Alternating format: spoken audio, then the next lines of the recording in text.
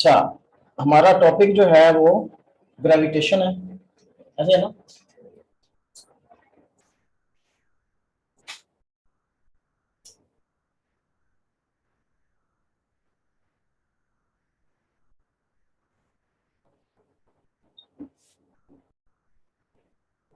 तो last time मैंने क्या बताया था इसके बारे में। एक तो हमारे पास है ग्रेविटेशन, एक है फोर्स ऑफ ग्रेविटी। ठीक है ना। ग्रेविटेशन क्या थी, मतलब एनी टू ऑब्जेक्ट्स, ये ग्रेविटेशन कहलाएगी। से m1 है और ये क्या है, और फोर्स ऑफ ग्रेविटी किसे कहेंगे। हाँ जी, या एक्सेलरेशन ड्यू टू ग्रेविटी, उसमें एक हमारे पास क्या होगी, अर्थ होगी, और कोई हमारे पास क्या होगा, ऑब्जेक्ट होगा। इस केस में हमारे पास जो फोर्स आएगी आएगी G M m over R squared. R is the distance between their centres. ठीक है। अच्छा, अब इसमें एक चीज थोड़ी सी ये है कि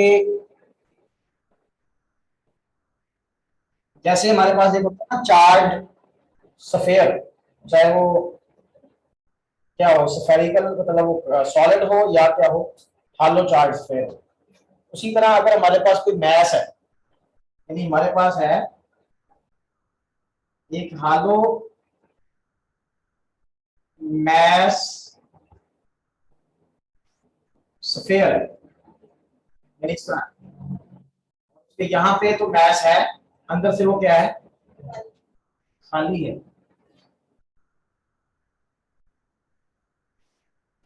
इसके अंदर किसी भी पॉइंट के ऊपर ग्रेविटेशनल फोर्स क्या होगी, जीरो होगी। और इसके अंदर किसी भी पार्टिकल के ऊपर जो ग्रेविटेशनल फील्ड इंटेंसिटी है वो भी क्या होगी, जीरो होगी। और अगर कोई पार्टिकल डिस्टेंस आर के ऊपर है सच दैट कि उसका जो रेडियस है या डिस्टेंस है सॉरी, वो ग्रेटर देन है the radius of the hollow mass sphere, then it will attract this mass as if all the mass of this sphere were concentrated at the center।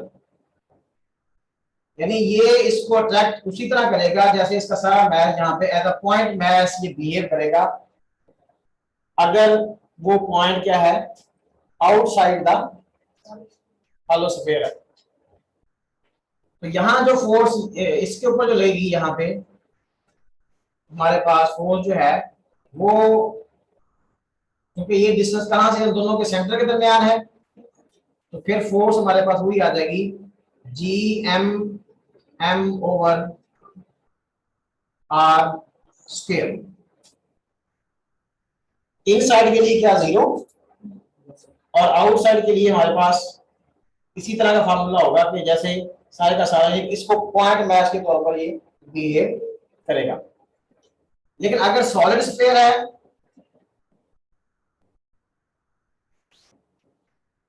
तो solid sphere में जाहिर उसके अंदर भी क्या mess है, ये सारा क्या मैस है। तो सॉलिड स्फीयर के केस में जो पॉइंट बाहर होगा उसमें भी वो क्या करेगा, ऐसे ही अट्रैक्ट करेगा जैसे इसका का सारा मैस कहां पे कंसंट्रेट कर रहा है। हाँ, अगर इसका रेडियस भी क्या है, कैपिटल आर है, तो इसके लिए भी फार्मूला क्या आएगा, G M m over R squared आएगा। लेकिन इसमें यह है कि सेंटर के ऊपर तो क्या होगा, एट द सेंटर, तो ग्रेविटेशन फोर्स क्या होगी, जीरो होगी। लेकिन जैसे हम सेंटर से किधर आएंगे, इसकी सरफेस की तरफ, तो वो फोर्स क्या होगी, मतलब आप ये कहें कि अगर आर हमारे पास इक्वल टू जीरो है इस केस में, सॉलिड मास पेयर है, यानी कहां आ गया हम, एट द सेंटर। सेंटर के ऊपर क्या सिचुएशन होगी कि फोर्स क्या होगी, जीरो, तो ग्रेविटेशनल फील्ड इंटेंसिटी भी क्या होगी। अच्छा, लेकिन अगर हम कहां पे आते हैं, सेंटर से, यानी r is less than R, r is, तो ये जो फोर्स है that will be proportional to r, क्या होगी, प्रोपोर्शनल, आर की प्रोपोर्शनल होगी। और एट द सरफेस जो है वो रह रहा है कि for r is greater than R, जो है फोर्स क्या करेगी, inversely proportional to the r square हो। यानी इस केस में सेंटर पे क्या होगी, जीरो, और सेंटर से सरफेस तक क्या होगी, जैसे जैसे इसका रेडियस क्या होगा, ज्यादा होगा, फोर्स भी क्या हो जाएगी, ज्यादा होती जाएगी। सरफेस तक क्या होगी, मैक्सिमम। अब सरफेस से अगर हम दूर जाते हैं तो फिर वो डिक्रीज होना शुरू हो जाएगा।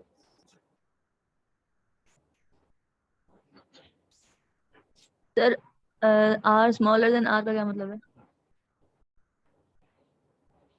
अच्छा, अब एक चीज मैंने आप लोगों को ये बताई थी, ये यहाँ पे नजर आ जाएगा भी आप लोगों को। क्यों नहीं सर?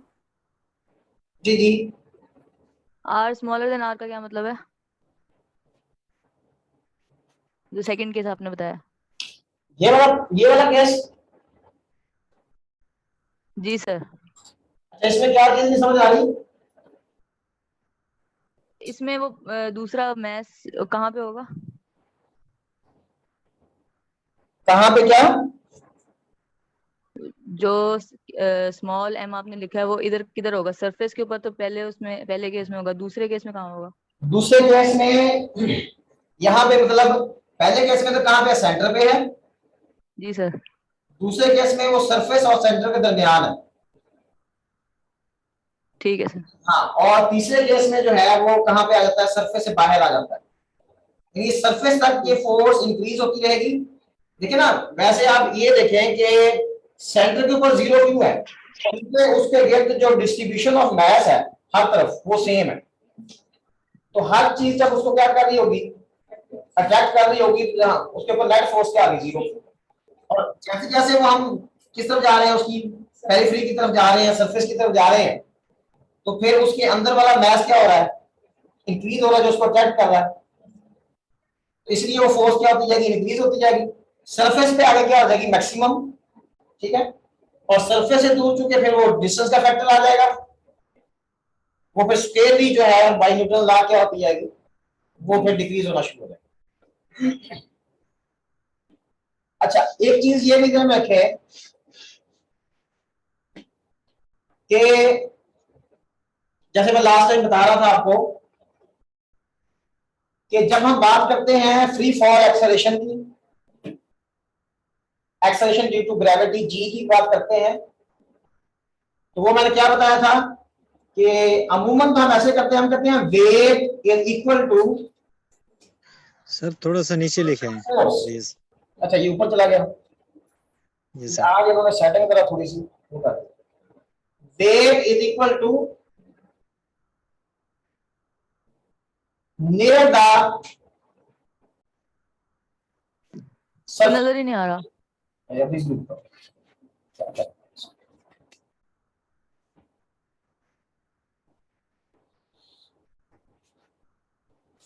तो near the surface of the earth,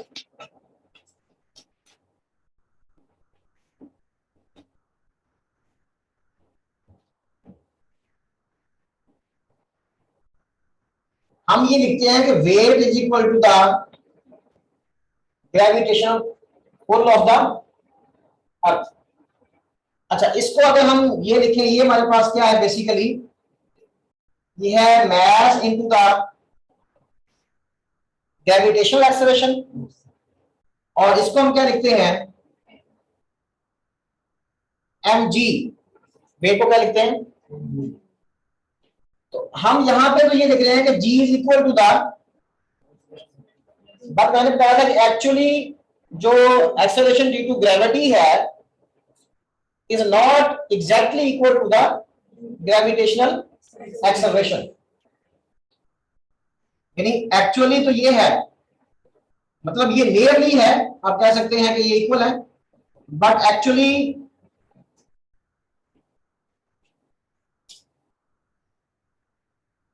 यानी हमारे पास जो है वो g डिफर करता है किससे, एजी से, या आप कह सकते हैं कि जो वेट है वो डिफर करता है किससे,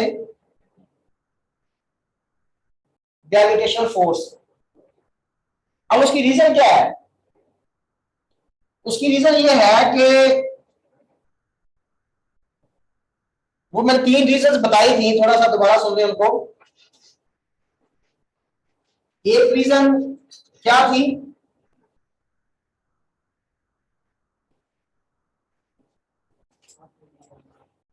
एक मैंने बताया था कि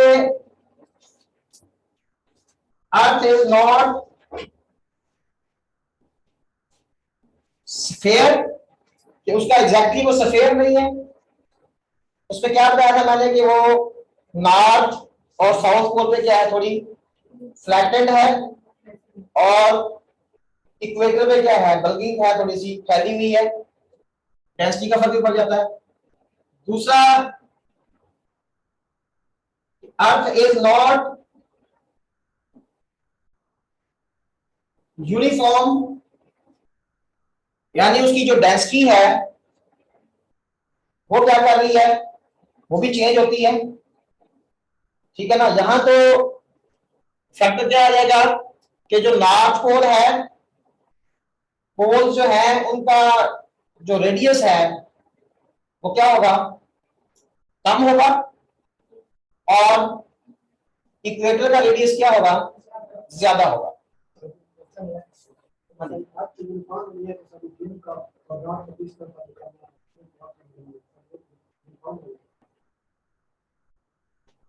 नहीं, अब वो तो देखिए ना, वो तो पूरा आपका क्या है, आज पूरी पूरी पूरी क्या कर रही है, रिवॉल्व कर रही है। तो उसमें दोनों, अगर आप पूरे साल का वो दौरानिया लेते हैं, उसका ताल्लुक तो किससे है, उसकी ऑर्बिटल मोशन से है, और जो दिन और रात का निजाम है उसका ताल्लुक उसकी क्या है, स्पिन मोशन से है, ठीक है ना। उसमें उसकी फ्लैटन होने का सिर्फ ये हो जाएगा कि जो पोल के ऊपर जो एरियाज हैं, अगर से वहां पर रोशनी नहीं आ रही, तो वो जैसे जैसे, मतलब ये तो हम सुनते हैं ना, किसी जगह पे दिन बहुत बड़े होते हैं, किसी जगह पे क्या होती है, रातें बहुत लंबी होती हैं। वो तो डिपेंड करता है कि उनके लैटिट्यूड्स क्या हैं, लॉन्गिट्यूड्स क्या हैं, ठीक है। हमारे पास भी फर्क आ जाता है, हमारे पास तो इसलिए फर्क आता है, वो जैसे वो हम कहते हैं ना कि उसका जो ऑर्बिट है, ऑर्बिट कुछ इस तरह से है कि यहाँ पे हमारे पास सन है।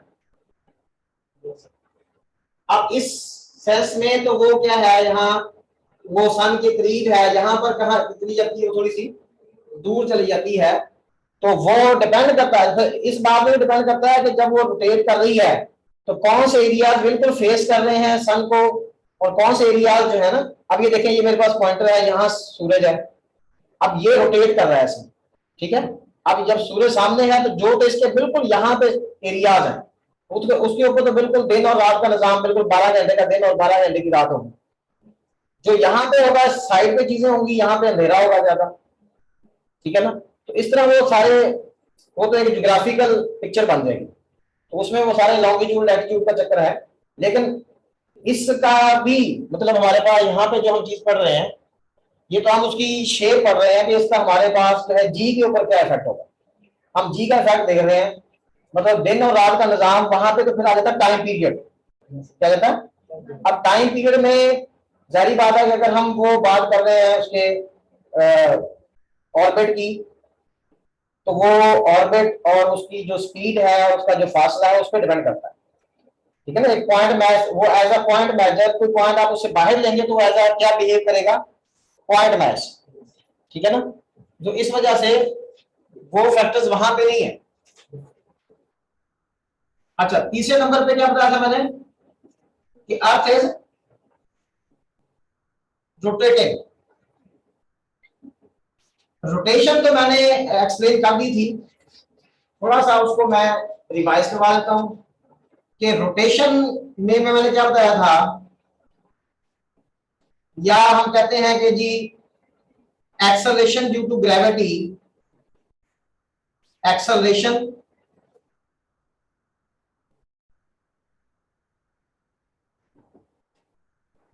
ड्यू टू ग्रेविटी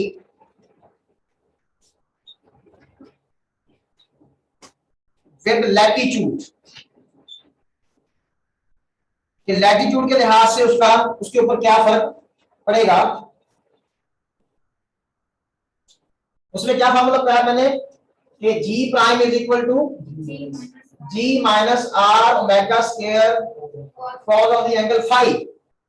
फाई उसका लैटिट्यूड है, तो इसमें बेसिकली हमने क्या देखा था कि ये जो अर्थ हमने बनाई, हमने कहा यहां से वो थोड़ी सी क्या है, ठीक है ना, यहाँ पे ये हमारे पोल्स हैं, नॉर्थ पोल और ये क्या है साउथ पोल है, ये हमारा क्या इक्वेटर है, और ये हमारा क्या है, ये लॉन्गिट्यूड्स है, ठीक है ना, व्हाटएवर। तो अब ये हमारे पास अगर हम इक्वेटर की बात करते हैं तो इक्वेटर के लिए लैटिट्यूड क्या होगा, 0। फिर इसी तरह लैटिट्यूड इससे ऊपर वाला, इससे ऊपर वाला, ये करते करते यहाँ पे जब हम पोल पे जाएंगे ये इक्वेटर हो गया और ये क्या हो गया, पोल। तो इक्वेटर के लिए क्या कहा था मैंने, फाई क्या होगा, 0। तो g prime is equal to g minus R omega square, और पोल के लिए फाई इज इक्वल टू क्या आएगा, 90 degree, g prime is equal to g. अब ये देखें कि लैटिट्यूड का इफेक्ट, लैटिट्यूड तो हमने पुट कर दिया, अगली चीज क्या है कि ओमेगा, ठीक है। एक चीज हमने यहां देख ली कि g is maximum at the pole and minimum at the equator. उसकी वजह मैंने क्या बताई, एक तो देखिए ना ये आर क्या हो रहा है, माइनस हो रहा है, तो g at the pole is greater than the g at the equator. उसमें क्या मैंने बताया था कि जो पोलर रेडियस है, polar radius is less than the equatorial radius, कितना कितना लेस था, 21 किलोमीटर अप्रोक्सीमेटली। इसकी रीजन तो ये है, इसकी एक रीजन रेडियस का ज्यादा होना है, ठीक है, यानी बिकॉज रेडियस जो है वो पोल का, अगर हम क्या करें,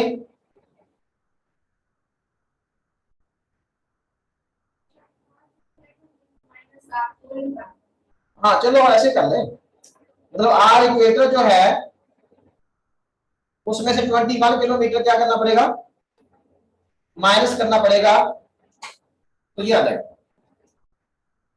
और दूसरा मैंने ये बताया था कि जो चीज पोल के ऊपर है उसका एक्सेलरेशन ड्यू टू ग्रेविटी इसलिए भी क्या होगा, ज्यादा होगा कि वो डेंस एरियाज के करीब है, डेंस एरियाज के क्या है, करीब है, और यहां से थोड़ी सी वो, क्योंकि वो डेंसिटी भी क्या है, डिक्रीज हो जाती है रोटेशन की वजह से, या फिर आप कह सकते हैं डेंस एरिया से थोड़ा सा क्या है, दूर है। और दूसरा हम यहाँ पे लैटिट्यूड का फार्मूला पुट करके हमने देख भी लिया कि ये इसमें से कोई ना कोई फैक्टर क्या हो रहा है, माइनस हो रहा है, और यहाँ ये एग्जैक्टली क्या ले रहे हैं हम, जी की वैल्यू ले रहे हैं 9.8 जो है। अच्छा, अगली चीज ये है कि ओमेगा किसके फार्मूले में आ रहा है, इक्वेटर के आएगा, या इक्वेटर से पोल के दरमियान जो भी लैटिट्यूड है सब के लिए आएगा। लेकिन मैक्सिमम यहाँ जो फैक्टर कॉस जो आया 1 आया, किसके लिए आया? इक्वेटर के लिए आया। तो रोटेशन का इफेक्ट जो है, इफेक्ट ऑफ रोटेशन, दूसरी चीज क्या है? इफेक्ट ऑफ रोटेशन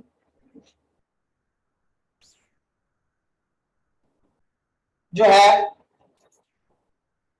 वो on the value of g maximum होगा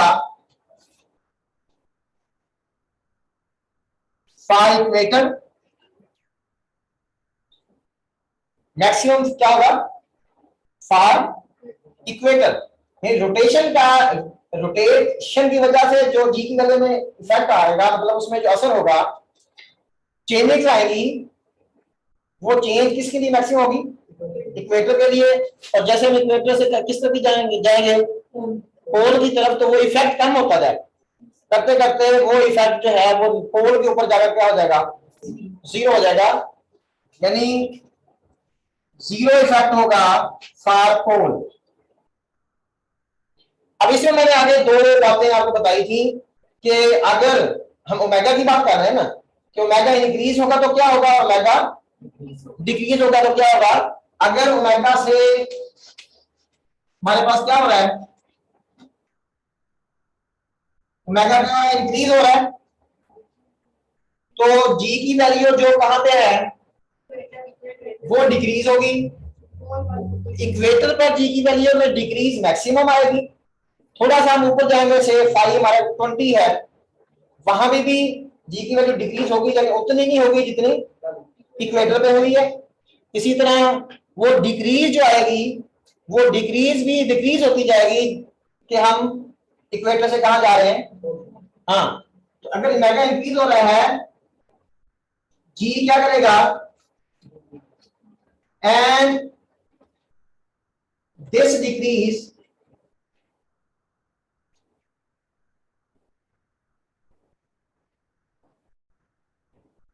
will be maximum at equator and zero at pole। क्या ख्याल है? डिक्रीज तो आ रही है, लेकिन वो डिक्रीज इक्वेटर पर क्या होगी? मैक्सिमम, और पोल पर जाएंगे तो वो क्या हो जाएगी? कम हो जाएगी। अच्छा, अगर से हम कहते हैं ओमेगा कम बढ़ने की बजाय क्या हो रहा है? कम हो रहा है, तो वो आप इसी तरह क्या लिखेंगे कि वैल्यू ऑफ जी जो है, लेकिन अगर क्या होगा, जैसे बॉल घूम रही होती है, तो मैंने बताया ऊपर से क्या हो जाती है? वो चिपटी हो जाती है, साइडों से क्या हो जाती है? वो फैल जाती है। जब वो घूमते घूमते क्या होगी? रुक जाएगी, तो फिर क्या होगा? वो दोबारा अपने यूनिफॉर्म शेप में आ जाएगी। जब यूनिफॉर्म शेप में आ जाएगी, तो फिर पोल का वही फासला होगा जो इक्वेटर का होगा। क्या ख्याल है? यानी अगर वो ओमेगा क्या हो रहा है? डिक्रीज हो रहा है, तो जी की वैल्यू क्या होगी? इंक्रीज होगी, एंड दिस इंक्रीज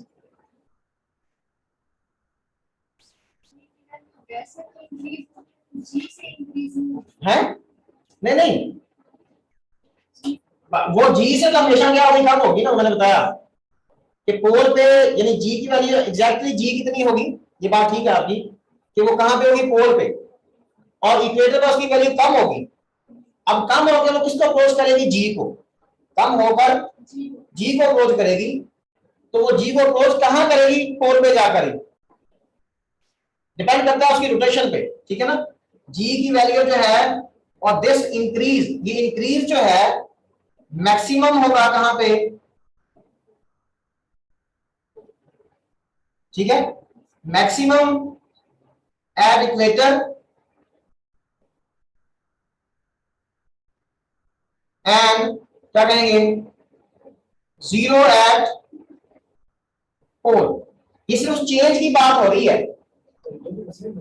हैं? नहीं, सेम नहीं है। देखिए, से एक मिसाल दे रहा हूं मैं कि यहां वैल्यू कितनी? 9.8 है। यहां वैल्यू कितनी? 9 है। कितनी है? 9 है। कि जब वो जो अभी रोटेशन है इस वक्त से, उसके बाद उसके लिहाज से यहाँ पे कितनी वैल्यू है? 9 है। अब अगर ओमेगा मजीद इंक्रीज होगा तो जी की वैल्यू यहां पर 9 से क्या हो जाएगी 8.9 8.8 और कम होती जाएगी। लेकिन वो कम जो कमी आएगी वो कमी यहां मैक्सिमम होगी और यहां पर जैसे हम इधर जाएंगे वो कमी क्या होती जाएगी कम होती जाएगी और जी के ऊपर वैल्यू इफेक्ट नहीं होगी।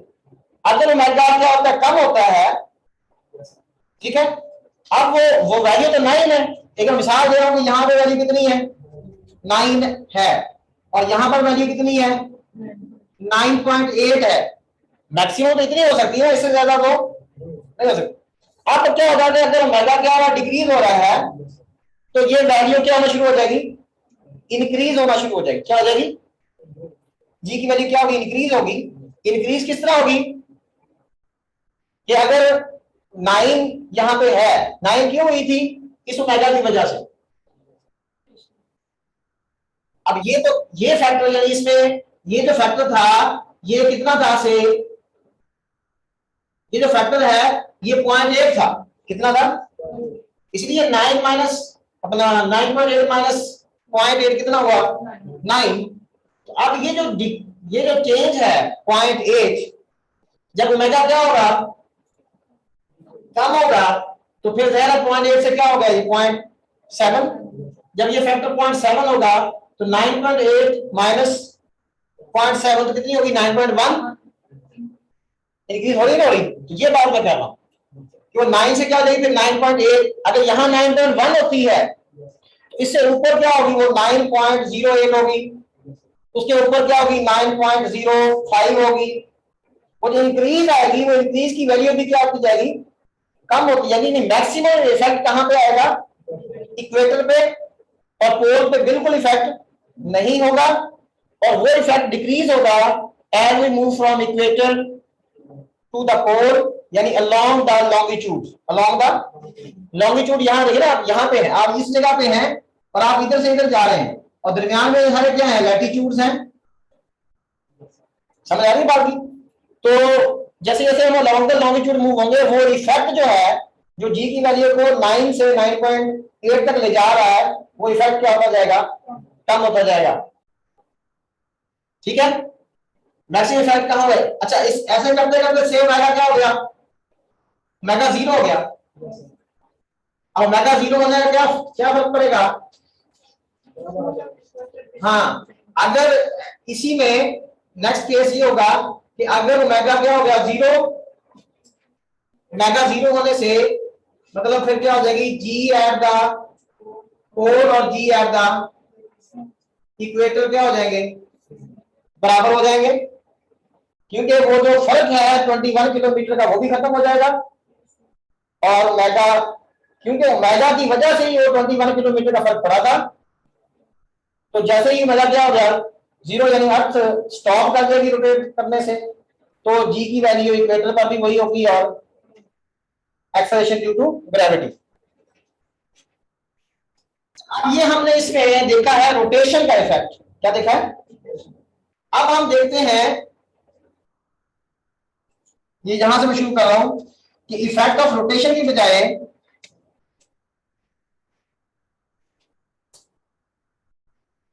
हम कहते हैं कि effect of height.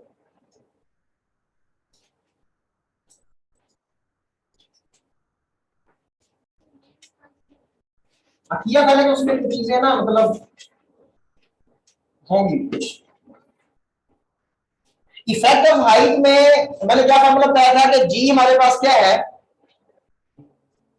Ji H जो है क्या बताया था G M over R plus h square.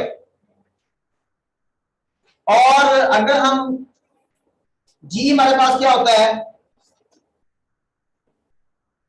जी हमारे पास होता है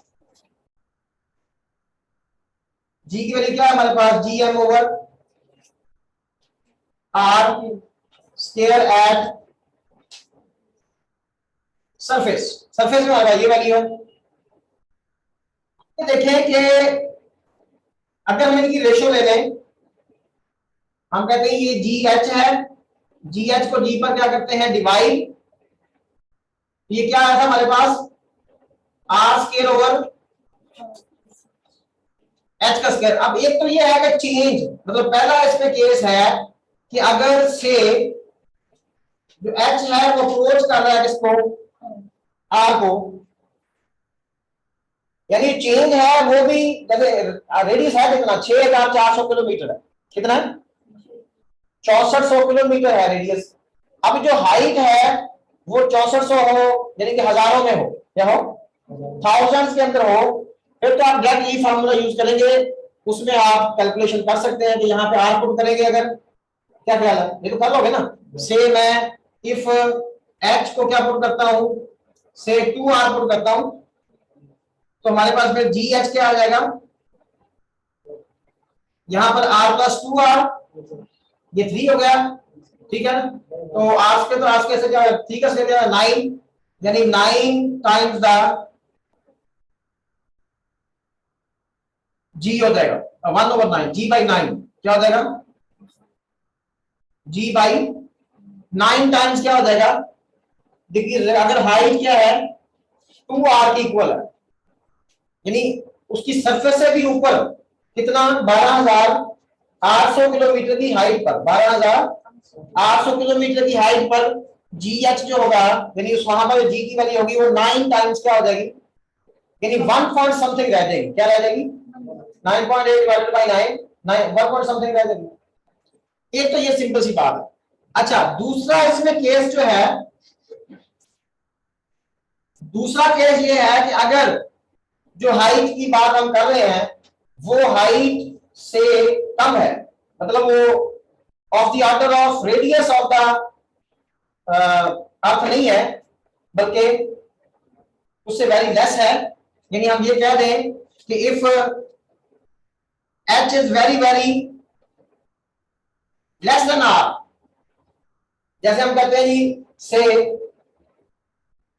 पहाड़ों पे चले गए, ठीक है ना, पहाड़ों की कितनी होती है, हंड्रेड्स के अंदर होती है कि इतने किलोमीटर, 200 किलोमीटर, 300 किलोमीटर। अब तो मैंने ज्यादा बताया, माउंट एवरेस्ट की हाइट कितनी है मुझे तो नहीं याद, मतलब हंड्रेड्स में होगी ना, थाउजेंड्स के अंदर नहीं होगी। अब क्या होगा, अब ये फैक्टर आपको बाइनोमियल तो आता होगा कि अगर हम ये एच को लेस देन आर रखेंगे तो फिर हम क्या करते हैं, ये जो जी एच है हमारे पास, तो ये आ जाएगा आपके पास आर स्क्वायर, और इसमें से अगर आप क्या करें आर कॉमन ले लें तो यहाँ क्या आएगा 1 प्लस एच ओवर आर, और उसकी पावर क्या है 2, और जी यहां गया तो आर स्क्वायर, तो आर स्क्वायर क्या हो गया कैंसिल हो गया, इसको हम ऊपर ले जाएं, और चूंकि h is very very less than R, तो बाइनोमियल लगाने के बाद ये ऊपर पावर -2 हो जाएगी, क्यों जी ऐसे हो जाएगा, g h is equal to क्या जाएगा जी इंटू 1 माइनस, यानी 1 प्लस एच ओवर आर, और इसकी पावर क्या होगी -2, और फाइनली हमारे पास क्या रिजल्ट आएगा, g is equal to g into 1 minus 2h over R. अब ये फॉर्मूला आएगा हमारे पास कब, हाँ, यानी एक फार्मूला हमारे पास ये आ गया, ये कब लगाना है हमने, जब हाइट ज्यादा है, और जब हाइट कम है तो ये तो कैलकुलेशन होगी ना, इसको छोड़ें, हमारे पास फार्मूला सिंपल ये आ गया। अब इसमें हम आसानी के साथ h की वैल्यू पुट कर सकते हैं, यानी अगर हम यहां पर ये देखें,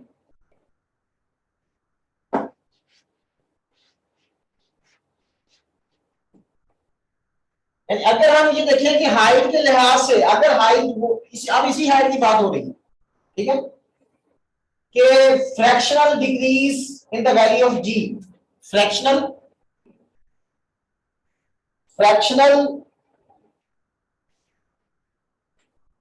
डिक्रीज इन जी, ठीक है, fractional decrease in the value of g, ये भी तो नजर नहीं आएगा आज, बस ये सेटिंग ऐसी ही है ज्यादा ही। फ्रैक्शनल डिक्रीज इन जी, ठीक है, तो वो हमारे पास क्या है, क्या होती है ये, यानी G minus GH over G, ऐसे होती है ना, यानी फ्रैक्शनल डिक्रीज लिया गया, decrease over original, decrease over, ये डिक्रीज आ गई और ये क्या आ गई, ओरिजिनल। और इसमें अगर आप ये GH की वैल्यू पुट करेंगे, ठीक है, तो क्या हमारे पास रिजल्ट आएगा, अब देखना G माइनस GH, ये G हो गया और प्लस हो जाएगा 2GH ओवर, चलो G तो हम कॉमन ले लेते हैं, G क्या ले लेते हैं, कॉमन ले लेते हैं, तो यहां पे क्या आएगा 1 minus 1 plus 2H over R over क्या आ गया, तो G से क्या हो गया, ये इससे कैंसिल हो गया, तो हमारे पास क्या रिजल्ट आया 2H ओवर R।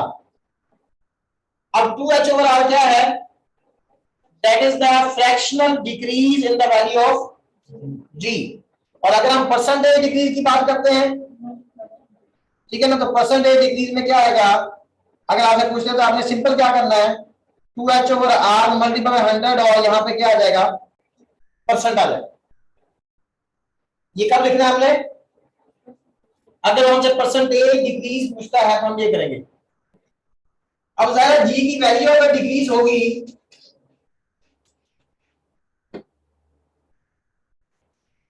तो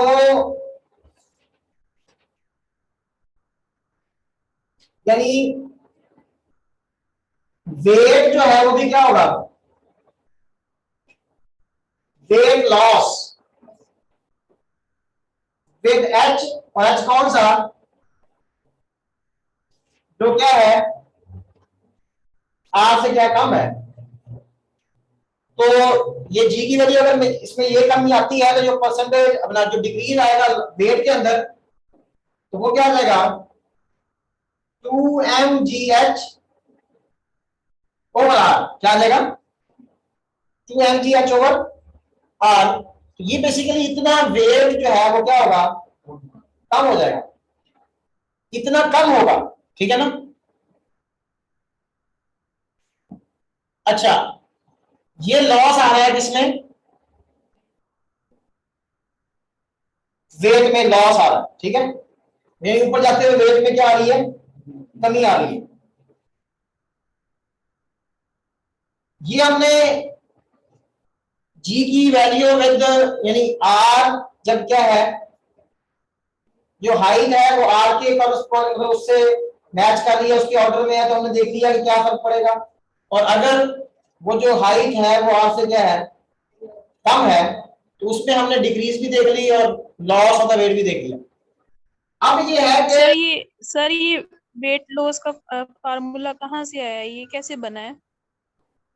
आप ये देखें ना कि अगर से हमारे पास G की वैल्यू में ये कमी आती है, ये डिक्रीज इन G है, ये क्या है डिक्रीज इन G है, तो अगर से फ्रैक्शनल डिक्रीज भी आई है तो अब हमारे पास क्या होता है, वेट क्या होता है mg। अब जितना डिक्रीज आएगा G के अंदर, मतलब G के अंदर डिक्रीज आया 0.2, फ्रैक्शनल डिक्रीज की बात हो रही है, इसकी बात हो रही है 0.2 आ गया से, तो उसके लिहाज से 0.2 को mg से मल्टीप्लाई करेंगे, 0.2 को क्या करेंगे mg से मल्टीप्लाई करेंगे, तो वो हमारे पास क्या आ जाएगा, डिक्रीज इन द वेट आ जाएगा, क्या आ जाएगा decrease in the weight with height h। तो हमने इसको जस्ट क्या किया है, mg से मल्टीप्लाई किया है, क्योंकि ये क्या थी डिक्रीज इन द G, हाँ फ्रैक्शनल डिक्रीज, और ये क्या होगी, यानी अगर हम फ्रैक्शनल डिक्रीज बेसिकली क्या होती है कि जो डिक्रीज है उसको ओरिजिनल पे क्या करते हैं हम, तो ये भी बेसिकली क्या है, वेट लॉस है, कौन सा है ये फ्रैक्शनल, या fractional decrease in the weight क्या है, क्योंकि जस्ट हमने क्या करना था, वेट में क्या आएगा, यहां भी m आ जाएगा, यहां भी m आ जाएगा, यहां भी क्या आ जाएगा m आ जाएगा, और G तो हमारा क्या होगा यहां से कैंसिल हो गया था, इसलिए हमने इसको क्या किया मल्टीप्लाई, क्योंकि ये डायमेंशन देखे ना आप, आर की एच की डायमेंशन क्या है बराबर, वो कट जाएगी, पीछे किसकी डायमेंशन आ जाएगी, वेट की आ जाएगी। इसका तो और वेटर के भी रेट में भी डिफरेंस हो सकता है ना? नहीं, मैथ्स में तो नहीं फर्क आ सकता। सर मैथ मतलब अगर हमने 1 न्यूटन इक्वेटर के लिया है और वही 1 न्यूटन हमारे पास पोल पे है तो मैथ का फर्क हो जाएगा ना, नहीं, मैथ तो बराबर लिया है। देखिए मैथ तो न्यूटन में नहीं होगा ना। नहीं हमने वेट 1 न्यूटन लिया है पोल पे हाँ और 1 न्यूटन के इक्वेटर पे, तो जी की वैल्यू की वजह से उसके मैथ पे फर्क आएगा ना, क्योंकि जी तो कांस्टेंट हमने रखा हुआ है, उधर भी 9.8 हमने कंसीडर कर लिया है, उधर तो फर्क आ जाएगा। वो जी की वैल्यू में फर्क आएगा ना। देखें से मिसाल देता हूँ कि आपके पास जो है वो एक पोल, हमारे पास ये पॉइंट है, इक्वेटर ये है। अब पोल पर जी की वैल्यू क्या है, 9.8 है, तो 9.8 से 1 kg का मैस है, तो यहाँ पर उसका जो मैस है वो 1 kg है, उसका वेट कितना आएगा, 9.8 न्यूटन आएगा। यहाँ पर आकर क्या आ गया, जी की वैल्यू क्या कम हो गई, मैस उसका क्या है 1 ही रहेगा, यहाँ उसका वेट कितना आएगा 9 न्यूटन। यहाँ पे भी मैं ये कह रही हूँ अगर 1 न्यूटन हम लें तो फिर मैस हमने 1 केजी लिया है उसमें भी हमें इजाफा करना पड़ेगा ना। क्यों, हमने इसको बराबर थोड़ी करना है, यहाँ पर तो वेट और होगा, यहाँ पे वेट और होगा। क्वेश्चन अगर आ जाए कि 1 न्यूटन हमारे पास वेट है पोल पे, हाँ और 1 न्यूटन है हमारे पास इक्वेटर पे, कैसे होगा, हो नहीं सकता। सर हमने फिर उधर जाके मैथ उसमें और ऐड कर देना है ना 1 न्यूटन बनाने के लिए। नहीं, अब ये देखें ना कि आप कह रहे हैं कि वेट वहां पे और वहां पे इक्वल है, इक्वल तो है नहीं, पहली बात ये। इसका मतलब अगर वेट इक्वल है तो फिर मैथ चेंज हो रहा है, तो जी की वैल्यू पे हम ऐसे ही बहस कर रहे हैं। जी की वैल्यू चेंज होने से क्या चीज चेंज होगी, वेट चेंज होगा ना, मैथ थोड़ी चेंज होगा। जी की वैल्यू चेंज हो रही है, वेट क्या एम जी, जी चेंज होता जा रहा है।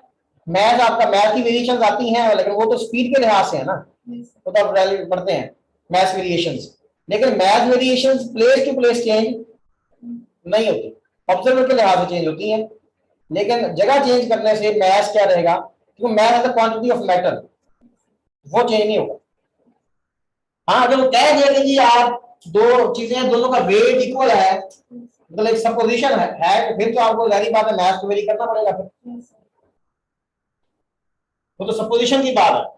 अच्छा दो चीजें हमने देख ली कि रोटेशन का इफेक्ट क्या हुआ और सरफेस से हम ऊपर जा रहे हैं तो क्या इफेक्ट आ रहा है। अगर आप सरफेस से नीचे जाएंगे, डेप्थ में जाएंगे, तो फिर यानी आप कह सकते हैं कि विद डेप्थ हमारे पास जी जो वैल्यू होगी डेप्थ के लिहाज से वो क्या होगी, 1 माइनस डी ओवर आर, यानी कि ये बिल्कुल उसी तरह ही है, क्योंकि जो डेप्थ हो सकती है वो डेप्थ तो वैसे ही क्या है आर से बहुत कम है, उसमें दूसरा फैक्टर तो हम ले नहीं रहे। हम कौन सा फैक्टर ले रहे हैं, जैसे हमने वो दूसरा फैक्टर वहां पे लिया था ना कि h is very very less than R, एक में लिया था हमने कि वो आर से ज्यादा भी हो सकता है एच, और एक हमने लिया कि इक्वल उससे कम है। तो यहां पर क्या है, इसमें हमारी जो डेप्थ है वो वैसे ही क्या है आर से मैक्सिमम आर हो सकती है, आर से ज्यादा डेप्थ हो नहीं सकती। मैक्सिमम डेप्थ कितनी हो सकती है, इसलिए जो उसमें पिछले केस में हाइट वाले केस में जो दूसरा केस था, तो वही केस अप्लाई करने के बाद सारी कहानी के बाद हमारे पास ये फॉर्मूला आ जाता है कि जी आई डेप्थ जो है वो हमारे पास ये होगी। अब इसमें भी जाहिर बात है कि अगर हम क्या लिखेंगे, फ्रैक्शनल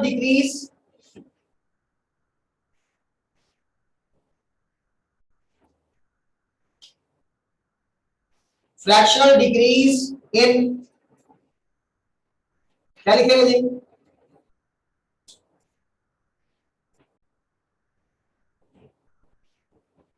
जी विद डेप्थ,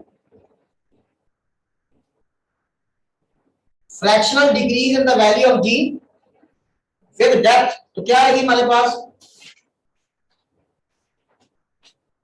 हाँ जी सर ये तो सेम केस है वही वाला जो अभी हमने 2 में किया है, हाँ जी उसमें भी तो डेप्थ ही आ जाती है।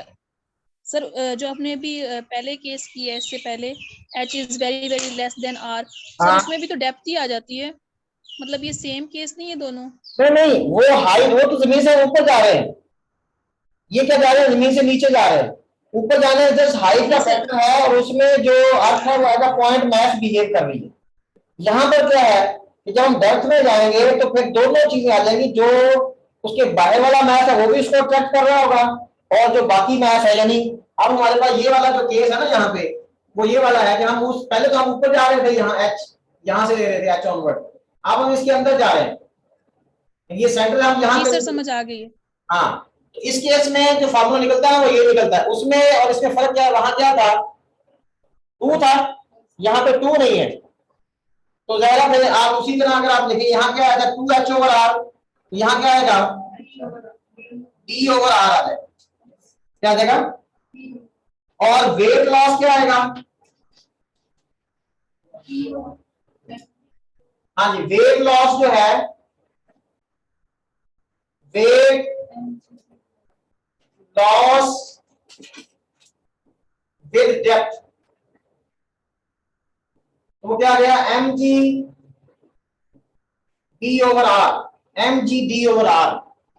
अब ये देखें ना कि अगर आप सेंटर पे चले जाते हैं, कहां चले जाते हैं, इसी केस में देखें आप कि एट सेंटर d जो है वो क्या होगा, आपकी मैक्सिमम डेप्थ कितनी हो सकती है, तो वेट लॉस क्या हो जाएगा, वेट लॉस किसके ऊपर आ गया, mg के बराबर, तो वेट क्या आ गया, फिर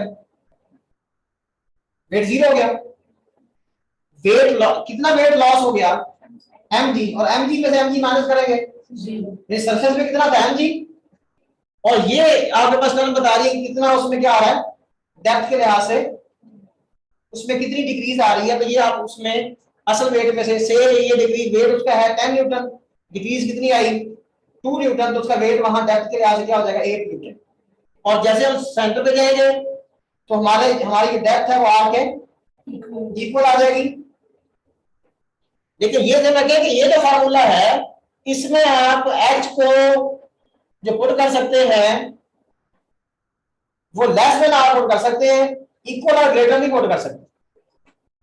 ये फार्मूला किसके लिए ट्राई किया हमने, हाँ, लेकिन हम यहाँ पे h को r नहीं पुट कर सकते, आप r पुट करके देखें r से क्या होगा, तो क्या जवाब आता है 2 mg, तो mg में से 2 mg डिक्रीज तो नहीं आ सकती, मतलब वेट 10 न्यूटन है, डिक्रीज 20 न्यूटन की आ गई, ऐसा तो पॉसिबल, हाँ, अगर मैक्सिमम आप देखें तो इसको क्या पुट कर सकते हैं, r/2, क्या पुट कर सकते हैं, r/2 पुट करते हैं, तो फिर हमारे पास क्या लॉस आएगा, mg, क्या आ जाएगा mg, मतलब हमारे पास वो mg का, लेकिन एक्चुअली ये फार्मूला है कि अगर मैंने बताया कि हंड्रेड्स के अंदर हाइट है, इसके अंदर है, थाउजेंड्स के अंदर नहीं बल्कि हंड्रेड्स में, तो वेट हमारा सेंटर पे क्या होगा 0। अब हमने g की वैल्यू में डिफरेंस देख लिया at the due to the rotation, due to the height और ड्यू टू द डेप्थ।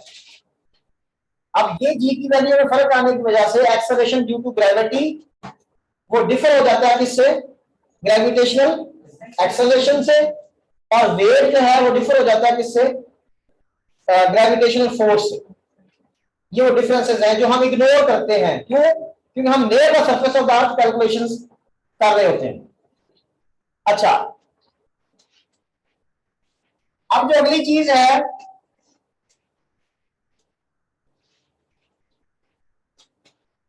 वो हमारे पास है ऑर्बिटल वेलोसिटी। क्या है, अब ऑर्बिटल वेलोसिटी है, ऑर्बिट के अंदर जो उसकी वेलोसिटी है उसको क्या कहते हैं, ऑर्बिटल वेलोसिटी कहते हैं। फार्मूला से क्या लेते हैं हम, v orbital is equal to gm over r उसका स्क्वायर रूट, और r को हम क्या पुट करते हैं, r प्लस h पुट कर सकते हैं। तो ये हमारे पास फार्मूला है इसका ऑर्बिटल वेलोसिटी का। अच्छा, हम इसको g की फॉर्म में भी चेंज कर सकते हैं, क्योंकि हमारे पास क्योंकि जी जो था, क्यों जी, जी एच किसके बराबर था, जी इंटू क्या था, R squared over R plus h squared, ऐसे ना, ये था हमारे पास फार्मूला। तो ये बनाने के लिए हम यहां अगर क्या करें, आर प्लस एच से मल्टीप्लाई भी कर दें और आर प्लस एच से, या आप सिंपल जी का फार्मूला लिखे ना यहाँ पे, कि जी का फार्मूला एच की फॉर्म में क्या था,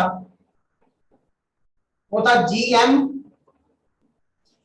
over R plus h squared. तो स्क्वायर बनाने के लिए अगर हम मल्टीप्लाई और डिवाइड करें तो आपको क्या करना पड़ेगा, यही वी नॉट में किस में चेंज हो जाएगा, वी नॉट आ जाएगा यानी g h into R plus h. तो ये हमारे पास फार्मूला है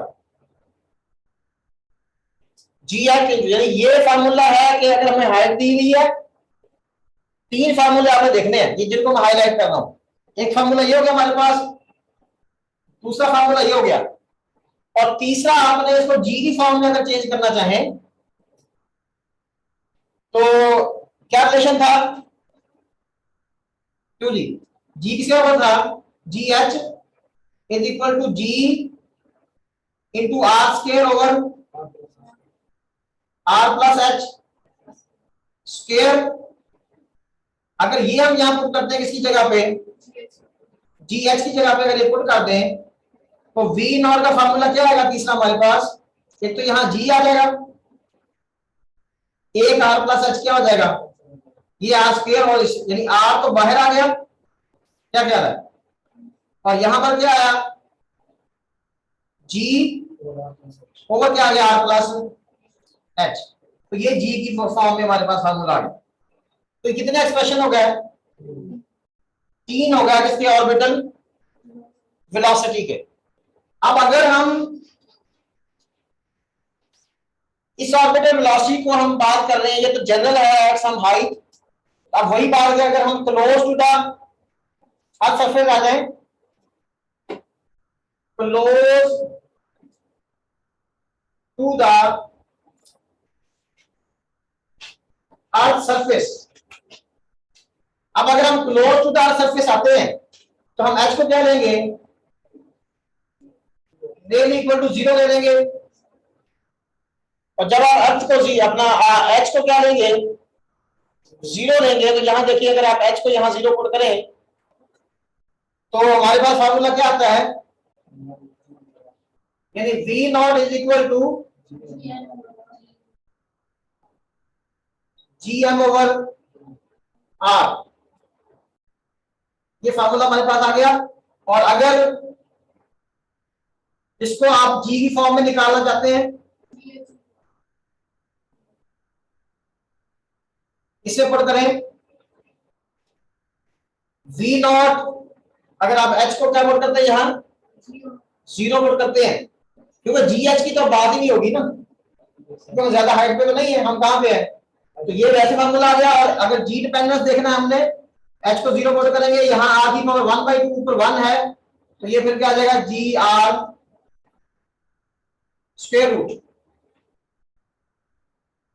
और अगर हम इसको से मैस को यहां से रिमूव करना चाहते हैं, मैस क्या होती है, डेंसिटी इनटू वॉल्यूम। मैस क्या होता है, density into 4/3 pi R cube. अगर ये मैस की जगह हम पुट करें तो हमारे पास वी नॉट का फॉर्मूला क्या आएगा, क्यों जी, 4/3, 4 तो बाहर आ जाएगा, क्या आ जाएगा,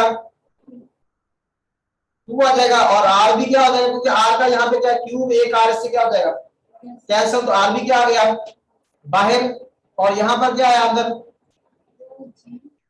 हाँ जी रो आ गया, रो पाई ओवर 3। तो ये हमारे पास फार्मूला बन गया किसका, ऑर्बिटल वेलोसिटी का in the form of density of the तो हमने orbital velocity close to the surface of the earth ये कैलकुलेट भी की है। इसको हम क्रिटिकल वेलोसिटी कहते हैं और इसकी वजह क्या थी? 7.9 किलोमीटर, क्या कहते हैं इसको? Critical velocity. क्या कहेंगे इसको? क्रिटिकल वेलोसिटी कहेंगे। और जब ये वेलोसिटी हमारे पास इस वेलोसिटी से वो मूव करता है तो वो एक चक्कर जो है वो तकरीबन उसका टाइम पीरियड कितना होता है? 84 मिनट होता है उसका टाइम। यानी 8 किलोमीटर पर सेकंड से उसकी ऑर्बिटल वेलोसिटी है और उसका तकरीबन टाइम पीरियड कितना होता है? तो आप 2 pi R over v not करके इसको टाइम पीरियड कैलकुलेट कर सकते हैं।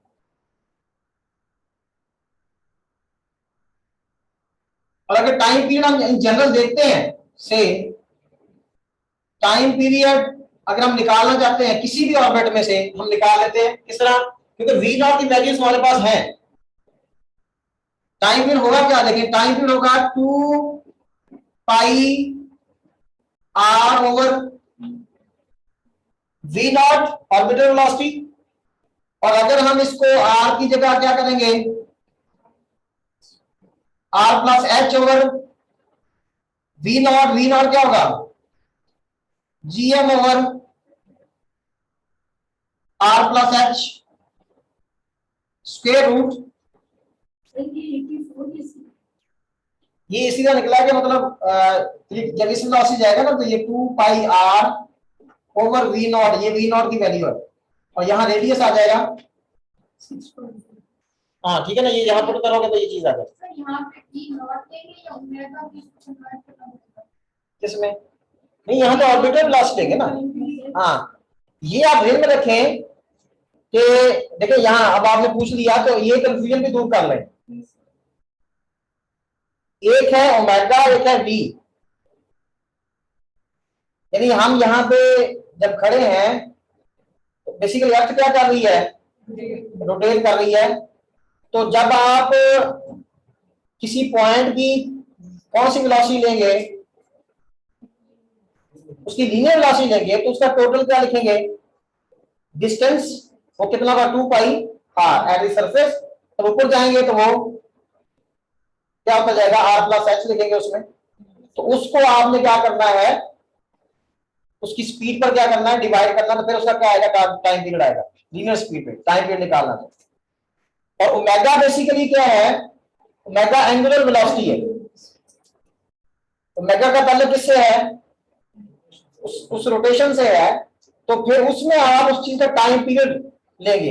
यानी अगर आप जैसे यहाँ पे टाइम पीरियड निकाल रहे हैं तो ये टाइम पीरियड अगर आपके पास होगा तो फिर आप उसकी एंगुलर वेलोसिटी निकाल सकते हैं। लेकिन टाइम पीरियड किससे निकलेगा? वो उसकी लीनियर वेलोसिटी से निकलेगा कि कितना वो डिस्टेंस कर रहा है। ठीक है ना? और देखिए एक यहां पर जो जमीन के ऊपर है उनका तो ठीक है, आप टाइम पीरियड का पुट कर देंगे 24 आवर्स।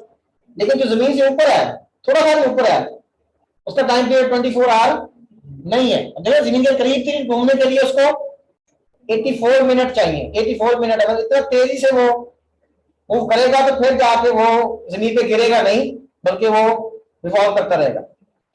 और ये टाइम पीरियड जो अभी हम देखेंगे, नमाज का टाइम हो गया। चले फिर ये ना इसको टाइम पीरियड को हम नमाज के बाद डिस्कस करेंगे।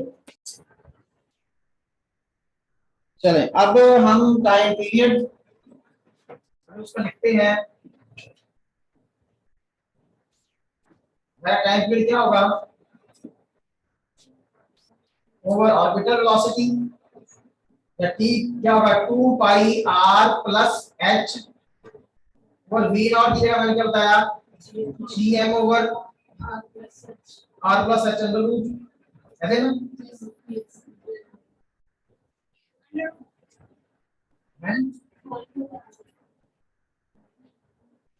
याद है ना? ऐसे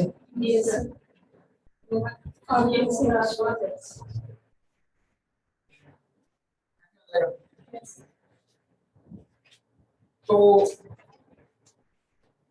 इसमें भी हम क्या कर सकते हैं, इसको भी close to the surface of the earth भी कैलकुलेट कर सकते हैं। और यहां पर हम मैस को क्या कर सकते हैं, चेंज कर सकते हैं किसमें, डेंसिटी में।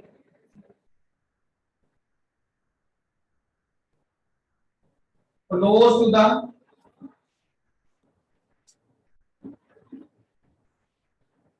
सरफेस ऑफ अर्थ, तो हमारे पास क्या आ जाएगा फिर,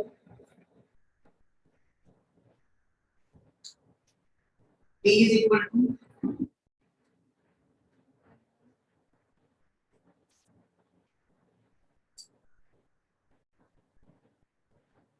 H हमारा क्या हो गया, 0 हो गया, यहाँ भी H क्या हो गया, 0 हो गया, और ये ऊपर जाके क्या हो जाएगा, मल्टीप्लाई हो जाएगा इससे, यानी 2 pi r under root r ओवर जी एम, ये भी फार्मूला हमारे पास आ जाता है। और अगर हम इसको जी की फॉर्म में लिखना चाहें तो क्या फार्मूला था हमारे पास, G is equal to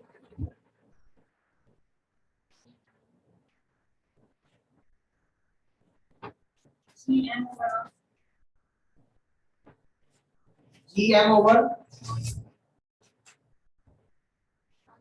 are squared, या आर प्लस एच का क्या था, स्क्वायर था। तो अगर हम ये चीज यहां बनाना चाहें, G M over R plus, या जी एम की वैल्यू क्या है, g into R plus h square से पुट करें तो टाइम पीरियड हमारे पास क्या जाता है, 2 पाई इंटू ये क्या था, आर प्लस एच ओवर क्या है, जी स्मॉल जी बचा है। G into R plus h तो आएगा ना, हाँ इससे कैसे हो जाएगा, ऐसे हो जाएगा। जीएम की जगह हम ये पुट करें, इस जीएम की जगह पे एक आर प्लस एच से कैंसिल हो जाएगा, नहीं सर, ये ऊपर अंडर जाएगा ऐसे, और फिर हमारे पास ये बन जाएगा 2 pi under root R plus h over g. इसमें भी अगर हम से आर एच को क्या पुट करें, 0, तो T is equal to 2 pi R over g आ जाएगा, close to the surface of earth. अच्छा, अब ये टाइम पीरियड में हमारे पास जारी बात है कि अगर हम बात करते हैं close to the surface of the earth, यानी क्लोज, तो हमारे पास इसका जो टाइम पीरियड हमने कितना निकाला है, 84 मिनट। और जैसे जैसे ऊपर जा रहे हैं ऑर्बिटल स्पीड क्या हो रही होगी, इंक्रीज हो रही है, रिक्वायर्ड ऑर्बिटल स्पीड क्या हो रही होगी, with height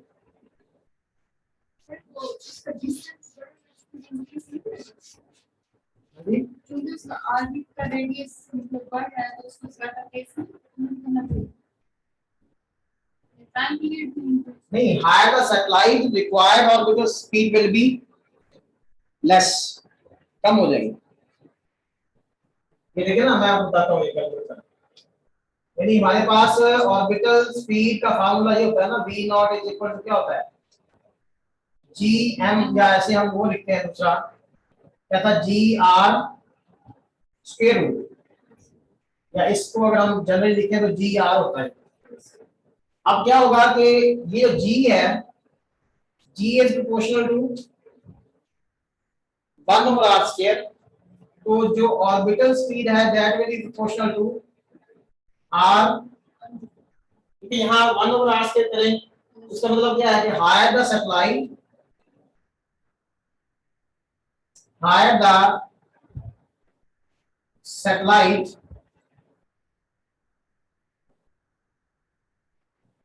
less will be the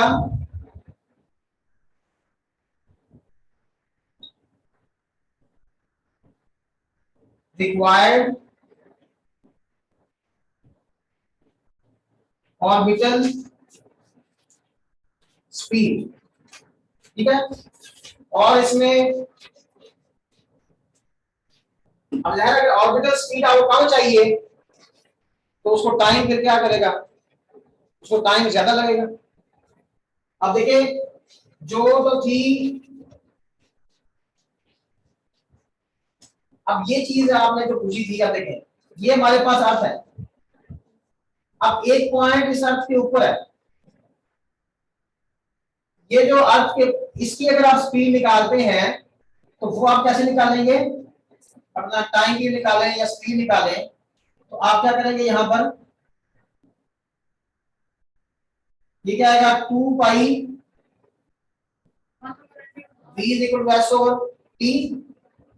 s कितना है 2 pi r over t।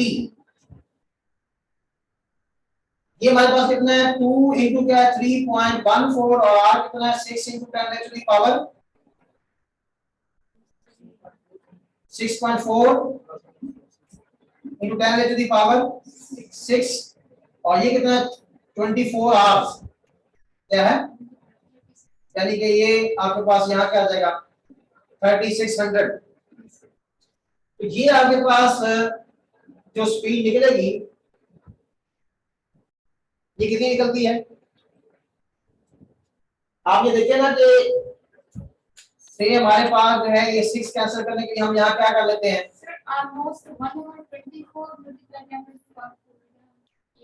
Fraction को। हाँ ये हमारे पास यहाँ अगर डेसिमल को यहाँ ले आए, ये कितनी,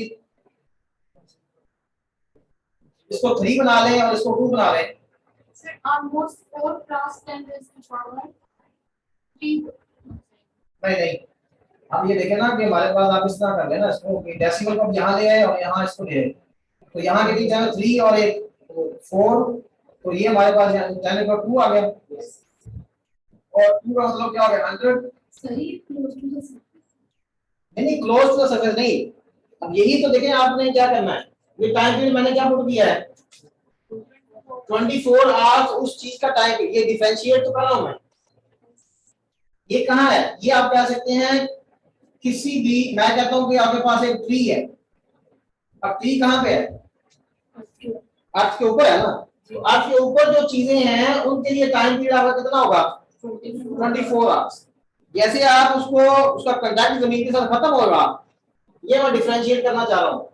ये आपके पास ये मैंने कैलकुलेट की थी, मुझे याद नहीं आ रही कि ये यहाँ पे 100 हो गया ना, यहाँ के पास गया 6 3 आर 18 2 आर 36 और नीचे आप देखें तो 3 4 आर 3 2 आर 6, यानी कि ये हमारे पास, मैं कह देता हूँ कि से ये 1/25 ऑलमोस्ट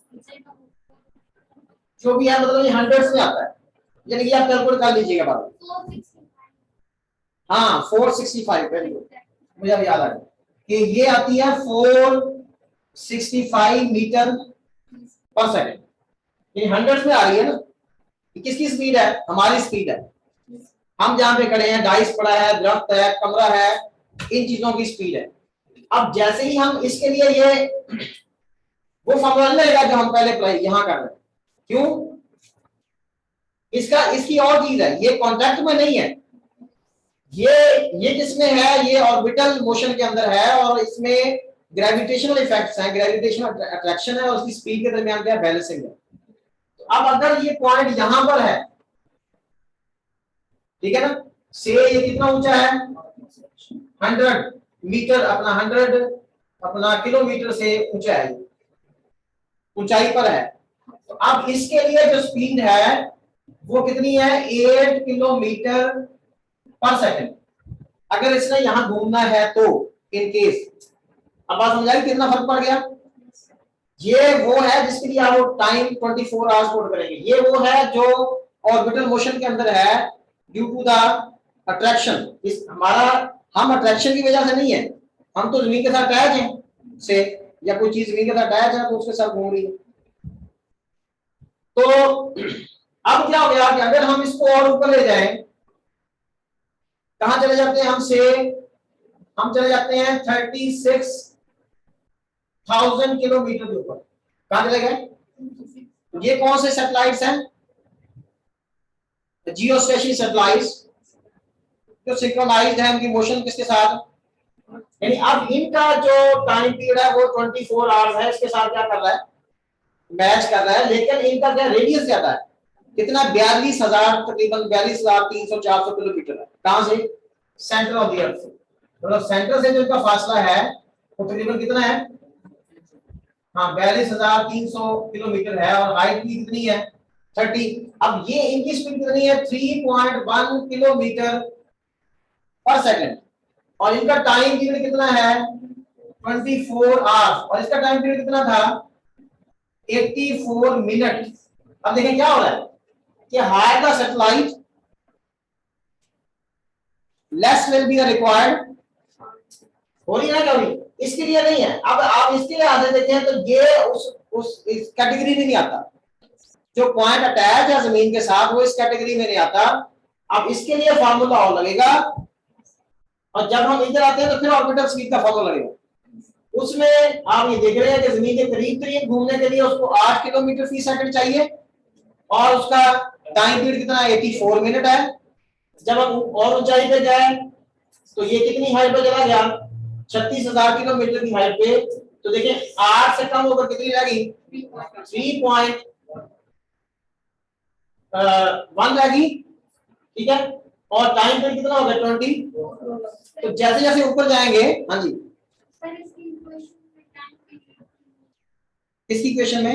आपने कहा ना कि ये हम ऑर्बिटल के लिए यूज करेंगे तो हाँ अर्थ से बाहर होगा, हाँ, तो इसमें टाइम पीरियड के लिए तीन नहीं है इक्वेशन में। नहीं, जब वी नॉट मालूम हो जाएगी तो उसका रेडियस हमें मालूम होगा, हम टाइम पीरियड के ऊपर ग्रेविटेशन होगी। हाँ जी, टाइम पीरियड जिस तरह आप यहाँ बता रहे हैं कि 4 आवर्स हम कर रहे हैं, हाँ। 4 मिनट्स कर रहे हैं, तो क्या क्वेश्चन कैसे करेंगे? नहीं वो तो इस तरह है ना कि देखें, अगर आप ये हमारे पास क्या ऑर्बिटल स्पीड है, तो ये तो है near the surface of the अर्थ के लिए हम लेते हैं, जी की वैल्यू 9.8 लेते हैं, ये near the surface of the अर्थ के लिए है। जब हम ऊपर जाते हैं तो फिर हमने वही फॉर्म लगाना, जीएम ओवर आर। क्या लगाना है? यानी वी आपके पास हो, तो मैं टाइम पीरियड के फॉर्मूले तो निकालने हैं पहले, या तो आप उसमें रेडियस पुट करके आप टाइम पीरियड निकाल लें, या पहले आप ऑर्बिटल स्पीड निकालने के बाद आप इस फार्मूले में जब पुट करेंगे तो t = 2 pi r over v not, v not यहां पुट करें और उसका ये रेडियस जो है पुट करेंगे तो फिर आपके पास क्या आ जाएगा? टाइम पीरियड आ जाएगा। v नॉट निकाली हुई होगी तो v नॉट पुट कर दें तो हमारे पास टाइम पीरियड आ जाएगा। तो बात करने का मकसद ये है कि जैसे जैसे ऊपर जाते हैं सैटेलाइट की बात हो रही है, और सैटेलाइट के लिए एक और बड़ी इंपॉर्टेंट चीज ये है कि सैटेलाइट के लिए टाइम पीरियड देख लें, सैटेलाइट के लिए आप वी नॉट देख लेंगे। क्या था? ये दोनों जो है, ये दोनों चीजें जो हैं ये क्या है? इंडिपेंडेंट ऑफ द, बड़ा इंपॉर्टेंट पॉइंट है, नोट कर लें, mass of the satellite। कि चाहे ऑर्बिटल स्पीड है या उसका क्या है? टाइम पीरियड है। वो कह रहे हैं कि सैटेलाइट का मास क्या होगा? डबल हो गया, या सैटेलाइट का मास ट्रिपल हो गया, तो उससे किस चीज में फर्क नहीं पड़ेगा? ऑर्बिटल वेलोसिटी फर्क नहीं पड़ेगा, उसका टाइम पीरियड फर्क नहीं पड़ेगा।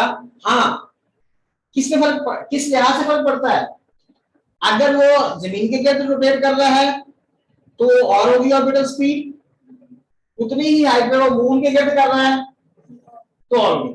तो मैं जिसके गिर्द वो कर रहा है, जिसके अबाउट वो रोटेट कर रहा है, मतलब उसके मास पे तो डिपेंड करता है, और सैटेलाइट के अपने मास पे ये क्या है? इंडिपेंडेंट।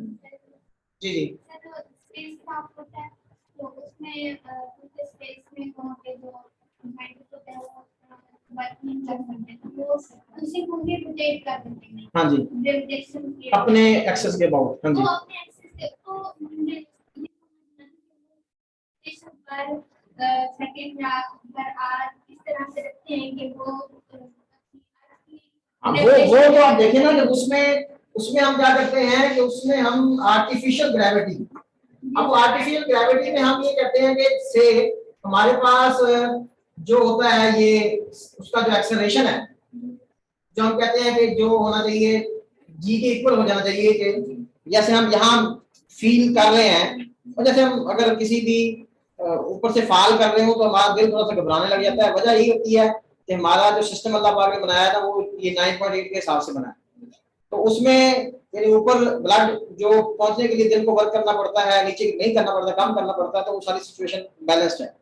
लेकिन अब जब हम ये जी चाहते हैं तो ये होता है ना हमारे पास से ये सैटेलाइट का क्या है, रेडियस है, तो ये क्या होता है ओमेगा स्क्वायर, और ओमेगा की जगह हम क्या करेंगे 2 पाई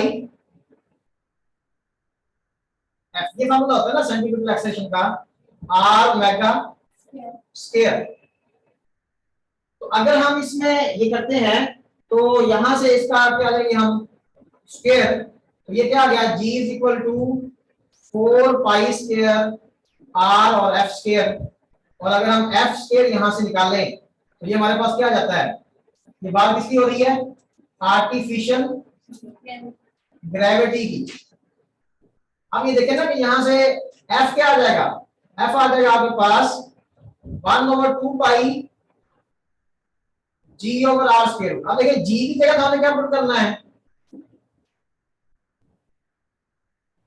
9.8, और r की जगह पे हम उस सैटेलाइट का क्या पुट कर लेना है रेडियस, जितना उसने बनाया होगा उन्होंने, उनको पता है कि उसका रेडियस क्या है, वो यहाँ पुट करेंगे तो वहां से क्या आ जाएगी, उसकी फ्रीक्वेंसी आ जाएगी।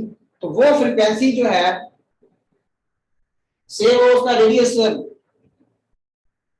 100 मीटर है, 200 मीटर है, ठीक है ना। अब देखिए अगर से मैं इसको करता हूँ 10 है, ये क्या है 10 है, और ये कितना होगा से मैं कहता हूँ 100 मीटर है, यहाँ पे क्या आ गया 1/10 आ गया, ठीक है ना। या चलो मैं कहता हूँ 160 मीटर है। सर ये सैटेलाइट का रेडियस होता है? हाँ सैटेलाइट, जो सैटेलाइट है ना, ये आपके पास सैटेलाइट, उसमें आर्टिफिशियल ग्रेविटी पैदा करनी है, सही आपका सैटेलाइट है ये, ठीक है ना। ये सैटेलाइट आपका है, तो उसको आप क्या कर रहे हैं रोटेट कर रहे हैं, तो उसमें मैं कहता हूँ कि से ये 160 मीटर रेडियस है उसका, तो 10 तो कैंसिल हो जाएगा, 1/16, 16 का मतलब क्या होगा 4 को अगर 6 से मल्टीप्लाई करें 4 6 आर 24, तो 25, तो 1/25, या आप कह सकते हैं कि 100/25 मल्टीप्लाई 10 टू द पावर क्या आएगा 25 था ना नीचे, तो हमने 100 से मल्टीप्लाई कर दिया, डिवाइड कर दिया, तो ये 4 into 10 टू द पावर -2 यानी 0.04 हर्ट्ज, 0.04 हर्ट्ज। क्योंकि इस रेंज में भी क्या होती है फ्रीक्वेंसी होती है, समझ आ गई बात। तो ये पर सेकंड है, एक सेकंड में, और अगर हम इसको 60 से मल्टीप्लाई करें एक मिनट में आ जाएगी कि कितने उसने चक्कर लगाने हैं अपने एक्सिस के अबाउट, तो वो ग्रेविटी जो है वो उसके ऊपर ऐसी होगी जैसे net to the surface of the earth. तो बहरहाल ये चीजें जो है आप देखें। अच्छा उसके बाद ऑर्बिटल वेलोसिटी के बाद हम आ जाते हैं एस्केप वेलोसिटी की तरफ। अब एस्केप वेलोसिटी के लिए क्या है कि आपको पता है कि उसके अर्थ के ऊपर यहाँ जो उसके पास पोटेंशियल एनर्जी होती है क्या होती है Gmm/r होती है, इसको हमने 0 करना है, तो कितनी काइनेटिक एनर्जी देनी पड़ेगी कि वो 0 हो जाए, ठीक है। तो उसमें हमारे पास जो एस्केप का फार्मूला आता है वो कहता है 2Gm/r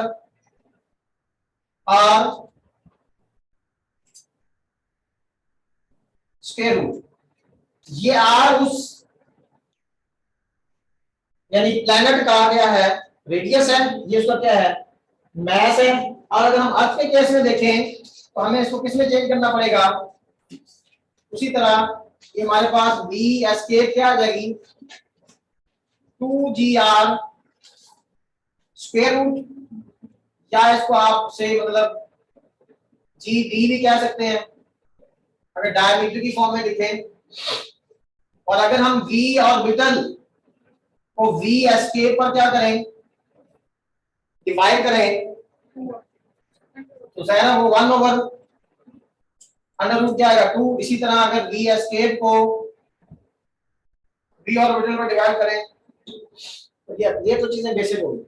अब जो चीज है अगर इसमें हम देखें तो थोड़ा सा कंपैरिजन करें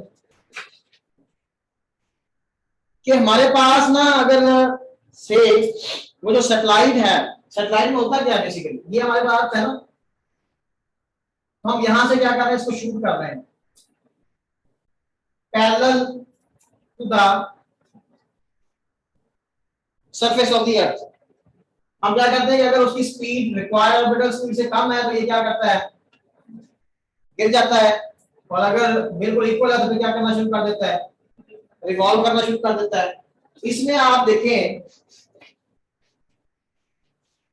कि से हमारे पास उसकी जो स्पीड है वो लेस है किससे, रिक्वायर्ड ऑर्बिटल स्पीड से। पहला पॉइंट क्या है कि जो आपने उसको स्पीड दी है वो रिक्वायर्ड उस ऑर्बिट में जो उसको चाहिए थी, से उसको चाहिए थी 3 किलोमीटर पर सेकंड, हमने स्पीड दी है 2 किलोमीटर पर सेकंड, तो फिर क्या होगा, उसका जो पाथ है वो क्या होगा, फिर वो इस तरह करेगा ना कि वो गिर जाएगा, मतलब वो ऐसे आता हुआ क्या करेगा, उसके ऊपर अर्थ के ऊपर क्या हो जाएगा, फॉल कर जाएगा। यानी उसका पाथ जो वो कौन सा होगा, वो स्पाइरल टाइप होगा। क्या होगा, ये स्पाइरल होता है। और इस केस में चूंकि वो अर्थ ग्रेविटेशनल फील्ड के अंदर है, ठीक है, inside the earth gravitational field है, तो इस केस में उसकी जो काइनेटिक एनर्जी है वो क्या होगी, that will be less than the potential energy, और टोटल एनर्जी जो है वो उसकी क्या होगी, लेस देन 0 होगी, नेगेटिव होगी, क्योंकि वो बाउंड स्टेट के अंदर है, इसमें अट्रैक्टिव फील्ड में है, वो दोबारा उसके ऊपर आकर गिर जाएगा, उसकी काइनेटिक एनर्जी पोटेंशियल एनर्जी से कम है, और उसका क्या स्पाइरल है। दूसरे नंबर पे अगर उसकी स्पीड जो है वो v नॉट के बराबर है, क्या है, स्पीड किसके बराबर आ गई, तो वो क्या करना शुरू कर देगा, रिवॉल्व। उसका पाथ कौन सा बना, सर्कुलर बन गया, ठीक है। और सर्कल की आपको पता है जो एक्सेंट्रिसिटी होती है वो क्या होती है, 0। एक्सेंट्रिसिटी इसकी क्या हो गई, 0 हो गई। और इसमें भी जाना उसकी काइनेटिक एनर्जी जो है वो क्या होगी, लेस देन पोटेंशियल एनर्जी होगी, और उसकी ई टोटल यहां भी क्या होगी, नेगेटिव होगी। अभी भी वो किसमें है, बाउंड स्टेट के अंदर है, इसमें है बाउंड स्टेट के अंदर है। बेसिकली ये होता है कि पोटेंशियल एनर्जी नेगेटिव है और काइनेटिक एनर्जी कभी नेगेटिव नहीं होगी। पोटेंशियल एनर्जी नेगेटिव हो सकती है, काइनेटिक एनर्जी नेगेटिव, हालांकि वो भी स्केलर है और वो भी स्केलर है। बेसिकली पोटेंशियल एनर्जी क्या होती है, वर्क डन, और वर्क नेगेटिव हो सकता है। अच्छा, अब आते हैं हम, यानी आप ये देखें कि पोटेंशियल एनर्जी जो है वो उसमें काइनेटिक एनर्जी ऐड होने के बाद से पोटेंशियल एनर्जी, मैं कहता हूं ना कि पोटेंशियल एनर्जी हम उसकी लिखते हैं U, क्या लिखते हैं, माइनस GMM ओवर R। तो फिर उसकी काइनेटिक एनर्जी क्या होगी, वो होगी GMM ओवर 2R। क्या होगी, 2R। और जो टोटल एनर्जी होगी, जब ये चूंकि उसकी हाफ है और ये 1 है, तो ये माइनस GMM ओवर 2R हो जाएगी। और अगर इन सारी चीजों को आप देखें तो मैग्नीट्यूड वाइज बात कर रहे हैं हम, तो अगर हम काइनेटिक एनर्जी की रेशो लेते हैं टोटल एनर्जी के लिहाज से, तो वो हमारे पास क्या आती है, 1:1 आती है। और काइनेटिक एनर्जी की रेशो या पोटेंशियल रेशियो क्या होगी काइनेटिक, सर साथ माइनस भी आएगा सर, काइनेटिक एनर्जी और एनर्जी की रेशियो में माइनस नहीं आएगा साथ? नहीं, मैग्नीट्यूड वाइज कह रहा हूं मैं। जी सर। उसकी मतलब अट्रैक्टिव फील्ड को जाहिर कर रहा है, जस्ट यहाँ माइनस है, वो माइनस को हम क्या कर रहे हैं, इग्नोर कर रहे हैं, वैल्यू की बात कर रहे हैं। और इसी तरह और क्या रह गया इसमें कि अगर हम पोटेंशियल एनर्जी रेशियो क्या लें, टोटल एनर्जी, तो हाँ 2:1, 2:1 है, ठीक है। ये दूसरा केस हो गया। तीसरे नंबर पर अब उसकी जो स्पीड है वो v नॉट से क्या होगी, ज्यादा होगी, लेकिन v नॉट से ज्यादा है, लेकिन v एस्केप से क्या है, कम है। v नॉट से ज्यादा है लेकिन v एस्केप से क्या है, से वो 30 कितना था, वो 36,000 किलोमीटर की हाइट पर है, उसकी रिक्वायर्ड ऑर्बिटल स्पीड कितनी थी, 3.1 किलोमीटर पर सेकंड। यहां जो उसकी स्पीड थी से 2 किलोमीटर पर सेकंड है, यहां पर कितनी होगी, एग्जैक्टली 3.1 किलोमीटर पर सेकंड होगी, और अब 3 से क्या होगी, ज्यादा होगी। अब आपको पता है कि जो ऑर्बिटल जो आपकी जो एस्केप वेलोसिटी है वो कितनी है, वो तो 11 किलोमीटर पर सेकंड है, लेकिन वो भी हाइट के लिहाज से तो थोड़ी डिक्रीज हो जाती है, तो से हम कह देते हैं 10 किलोमीटर पर सेकंड है। तो अब इस सिचुएशन में क्या होगा, इसमें एस्केप से कम है और ऑर्बिटल से क्या है, ज्यादा है, तो उसका जो पाथ होगा वो एलिप्टिकल होगा। क्या होगा, उसकी जो एक्सेंट्रिसिटी है वो 1 से लेस होगी। 1 तो होती है पैराबोलिक पाथ में, ठीक है, 1 से क्या होगी, और बाकी सिचुएशन वही होगी आपकी कि काइनेटिक एनर्जी जो है वो लेस देन क्या होगी, पोटेंशियल एनर्जी, और ई टोटल जो है वो आपकी क्या होगी, नेगेटिव होगी। और चौथे नंबर पर हम कहते हैं कि उसकी स्पीड इक्वल होगी किसके, एस्केप के, और जब एस्केप के इक्वल हो जाएगी तो उसका पाथ क्या होगा, पैराबोलिक होगा। कौन सा होगा, उसकी जो एक्सेंट्रिसिटी है वो इक्वल टू क्या हो जाएगी, 1 हो जाएगी, और उसके बाद काइनेटिक एनर्जी पोटेंशियल एनर्जी के इक्वल हो जाएगी, और इसका मतलब ई टोटल क्या हो जाएगी, 0 हो जाएगी। समझ आ रही है बात। और लास्ट वन ये है जब उसकी जो स्पीड है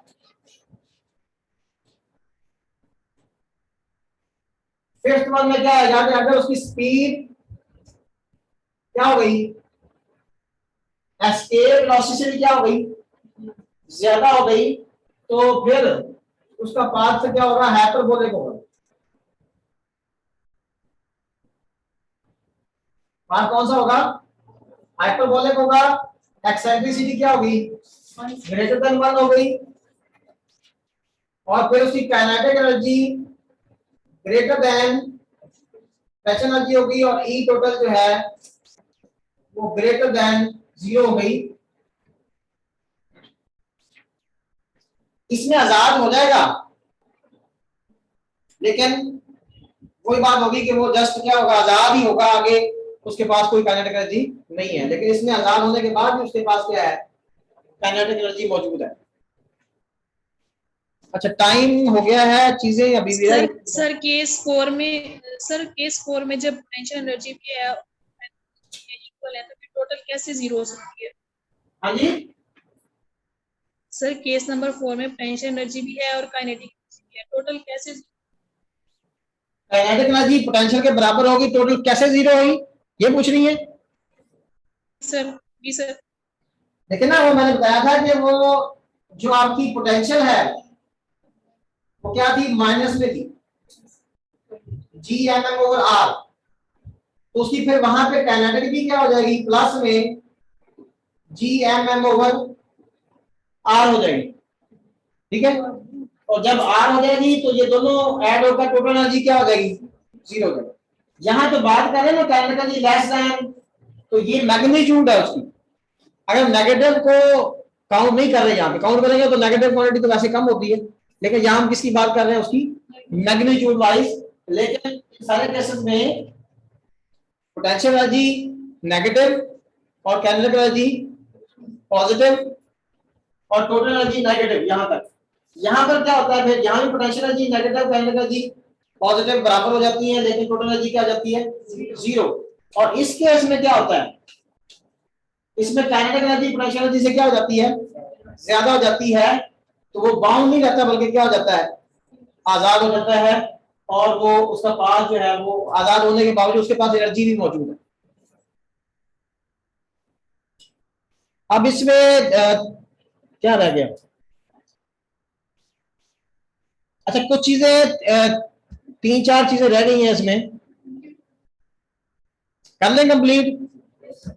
हाँ जी, ये अपना किधर गया वो अरसलान, कर ले सर। नहीं रिवाइज नहीं हो रहा, ये तो उन्होंने नहीं पढ़ा।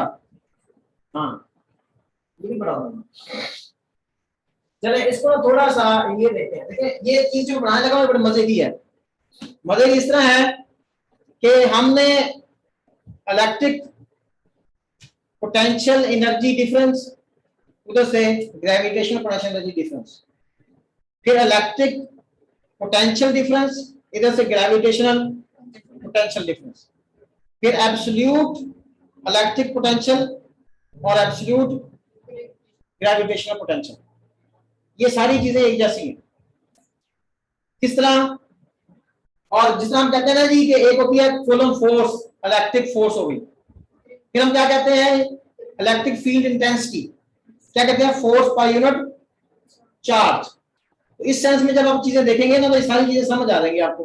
अब इसमें क्या होगा, एक तो ग्रेविटेशनल फील्ड स्ट्रेंथ थी ना, वो जो जी की वैल्यू थी, यहां पर है कि gravitational field intensity, gravitational field intensity.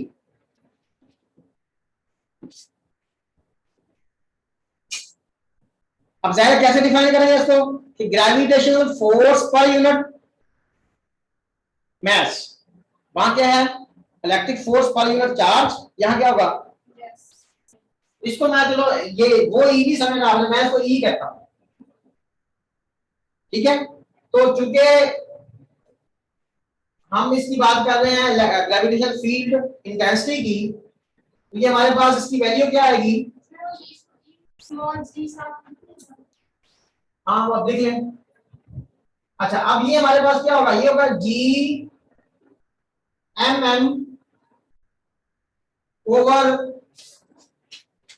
Are squared, और वो भी ऐसे था ना के, नहीं मैथ तो कट गया, मैथ कट जाएगा, ठीक है।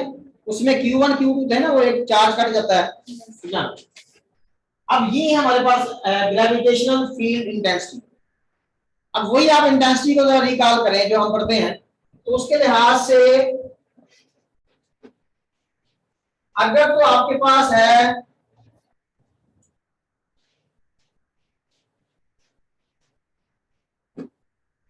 इसमें हमारे पास आ जाता है, अगर ये मतलब स्फेरिकल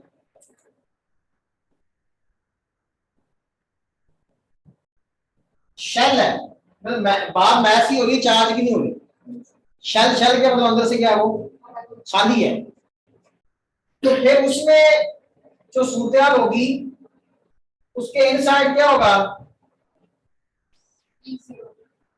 जस्ट लाइक वो चार्ज में जैसे होता है। अच्छा सरफेस पे क्या होगा, इस सरफेस पे इसकी यही होगी minus G M over R square होगी।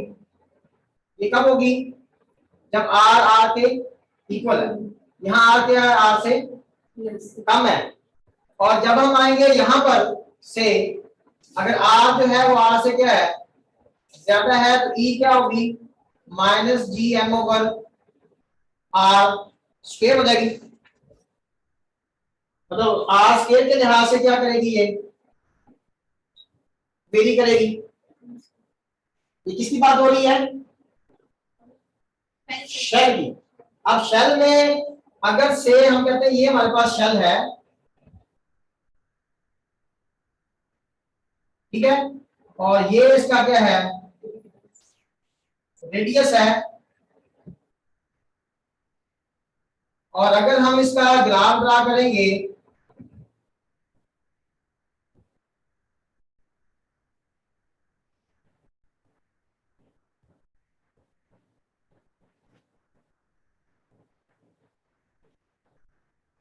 अब यहां पर जो है, यहां इनसाइड क्या है, इसकी वैल्यू 0 है, यहां तो इसकी वैल्यू है ही नहीं, ठीक है ना, यहां पे इसकी वैल्यू क्या होगी, 0 होगी। अब इस तरफ भी से आपके पास r बढ़ रहा है, इस तरफ भी क्या हो रहा है, r बढ़ रहा है, यहां तो इसकी वैल्यू क्या है, 0 है। सरफेस पे क्या हो गई, मैक्सिमम हो गई, और अब क्या होना शुरू हो गई, कम होना शुरू हो गई। किसके लिहाज से, क्योंकि वो नेगेटिव है ना, तो ये ऐसे कर्व बनेगी, ठीक है ना। तो अब ये देखिए, जैसे जैसे हम सरफेस से क्या आएंगे, दूर आएंगे, तो इसकी वैल्यू क्या होती जाएगी, कम होती जाएगी। ये तो बात होगी किसके लिए, शेल के लिए। और अगर आपके पास क्या है, सॉलिड स्फीयर है, सॉलिड स्फीयर में क्या होगा, सेंटर पर क्या होगा,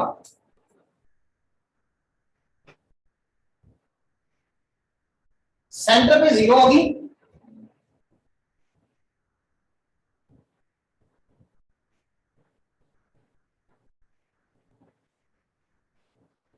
यानी इस पॉइंट पे ई क्या होगी,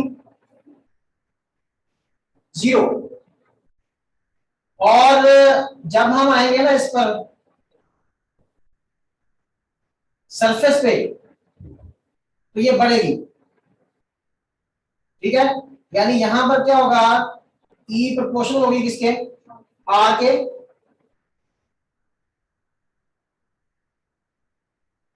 और जैसे हम क्या करेंगे, अब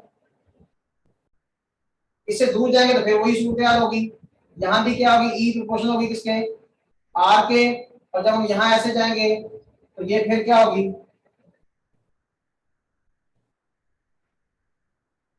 ई इनवर्सली प्रोपोर्शनल होगी किसके, आर स्क्वायर के। ई इनवर्सली प्रोपोर्शनल होगी आर स्क्वायर।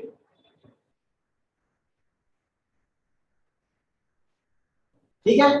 अब अगली चीज जो है वो है ग्रेविटेशनल पोटेंशियल।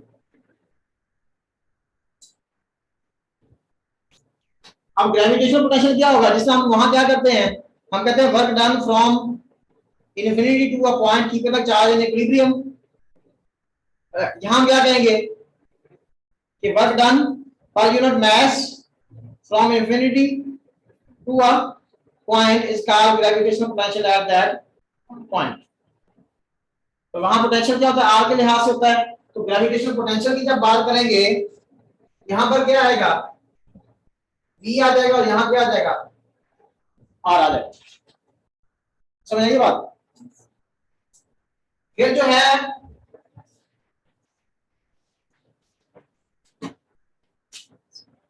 इसमें भी हमारे पास जो है, अगर हम से ये change in the gravitational potential की बात करते हैं, बिल्कुल उसी तरह इलेक्ट्रिक के लिहाज से आपने देखना है।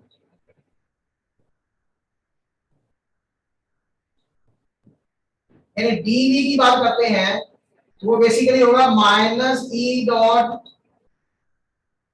D R, minus E dot D R. क्यों, ग्रेविटेशनल पोटेंशियल स्केलर है और ग्रेविटेशनल फील्ड स्ट्रेंथ क्या है, इंटेंसिटी क्या है, वो वेक्टर है। या आप कह सकते हैं कि जो ग्रेविटेशनल फील्ड इंटेंसिटी है वो क्या होगा, negative of the gradient of the gravitational potential. और इस केस में जब हम स्फेरिकल शेल की बात करेंगे, इसमें तो क्या था, इसके अंदर, उसके अंदर तो क्या था, वो जीरो था। वहां चार्ज को अगर आप रिकॉल करें, वहां क्या था, इनसाइड पोटेंशियल कांस्टेंट था। क्योंकि देखिए पोटेंशियल जब कांस्टेंट होगा तो फील्ड इंटेंसिटी क्या होगी, जीरो होगी, चेंज तो इसमें नहीं आएगी ना। तो फिर यहां पर ये होगा इनसाइड कहां तक बेटा, ये आर तक हमारे पास क्या होगा, हाँ जी, स्फेरिकल शेल। स्फेरिकल शेल में ग्रेविटेशनल पोटेंशियल पहले हमने देखा था, स्फेरिकल शेल के लिहाज से ग्रेविटेशनल फील्ड इंटेंसिटी, और इसमें क्या होगा फिर, इसमें ये हमारा सेंटर पॉइंट है,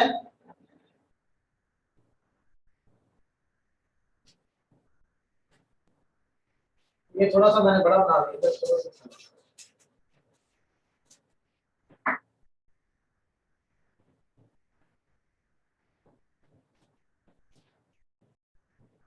ये हमारा रेडियस है,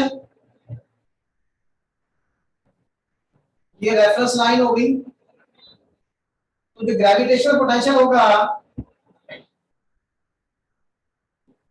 ये यहां पर क्या होगा, कांस्टेंट होगा, लेकिन उसकी वैल्यू जीरो नहीं होगी। क्या वैल्यू होगी, माइनस जीएमएम ओवर, यानी सेंटर से लेकर सेंटर पे भी क्या होगी, minus G M over R, surface से भी क्या होगी, माइनस जीएम ओवर, यानी कांस्टेंट होगा। और उसके बाद क्या करेगा, ये डिक्रीज होगा, लेकिन उससे कम डिक्रीज होगा, ये प्रोपोर्शनल होगा किसके, 1 ओवर पोर्शन होगा आर के, प्रोपोर्शन होगा 1 ओवर आर। हाँ, through out the interior of this spherical shell, its value remains constant till surface. Surface में इसकी वैल्यू इतनी होगी, लेकिन सरफेस से जब जाएंगे तो फिर वो आर के लिहाज से क्या करेगा, इनवर्सली वो डिक्रीज करेगा। और सॉलिड के लिए इसकी जो वेरिएशन है वो कुछ इस तरह से है,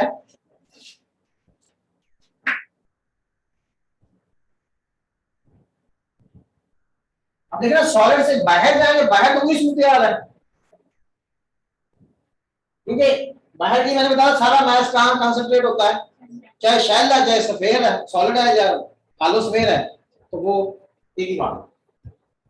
इसमें जो है आप ये ध्यान रखेंगे कि सॉलिड सफेयर है, इसका ग्राफ इस तरह से बनता है कि ये सेंटर पे क्या होगा, मैक्सिमम, और सरफेस तक जाकर ये क्या होगा, डिक्रीज होता रहेगा। क्या होता रहेगा,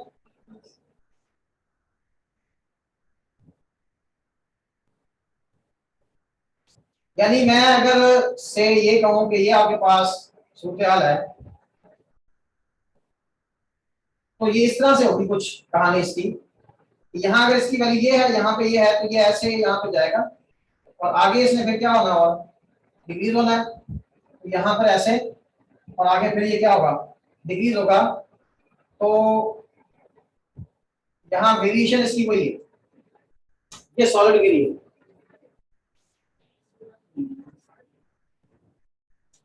बस 5 मिनट जरा दो, बस वास्तव में, हाँ पहले तो ये देखेंगे। अच्छा, अब इसमें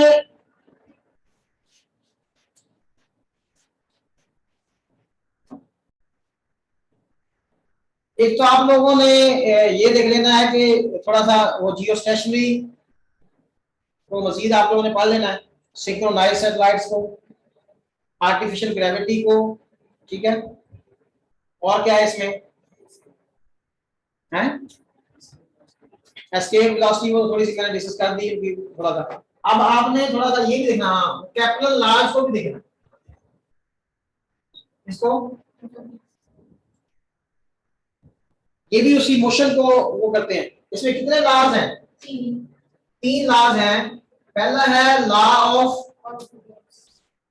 ऑर्बिट्स। कि ऑर्बिट किस तरह का होगा? ऑर्बिट में वो कहता है कि जो प्लैनेट मूव करता है कोई भी, वो इस तरह मूव करेगा कि सन, उसका ऑर्बिट एलिप्टिकल होगा और सन उसके कहां पे होगा? फोकस पे होगा। लॉ ऑर्बिट में क्या कहता है?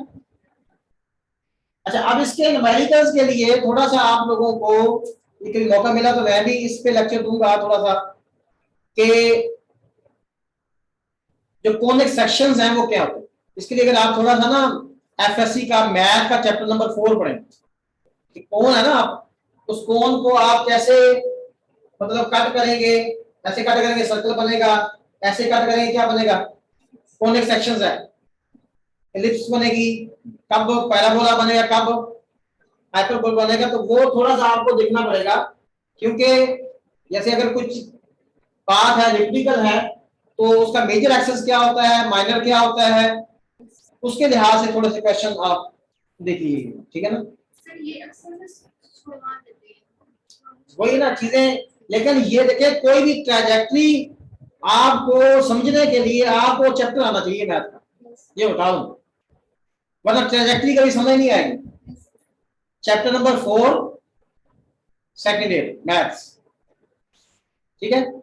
मैं राजलपुर में तो मैथ ही पढ़ाता था ना, ये कुछ स्टूडेंट हैं यहाँ पे जिन्होंने मैथ ही पढ़ी हुई है, तो मैं वो चैप्टर मैंने पढ़ाया था, मेरा ख्याल है। अच्छा, तो अच्छा अब ये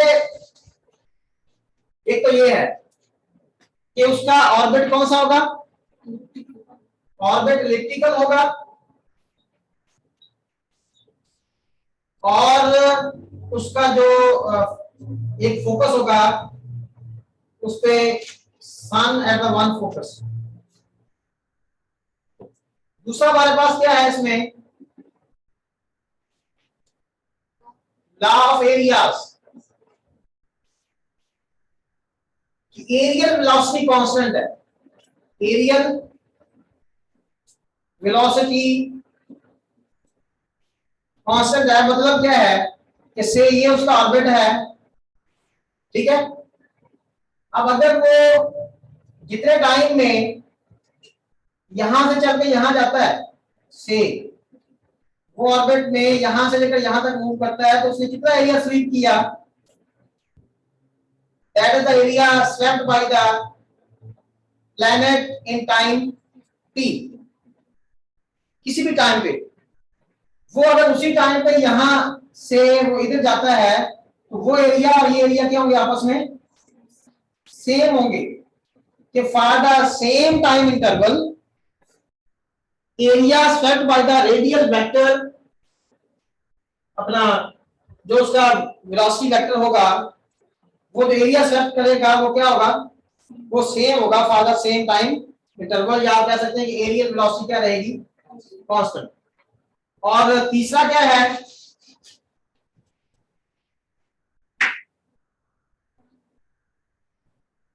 वो कहता है लॉ ऑफ पीरियड्स,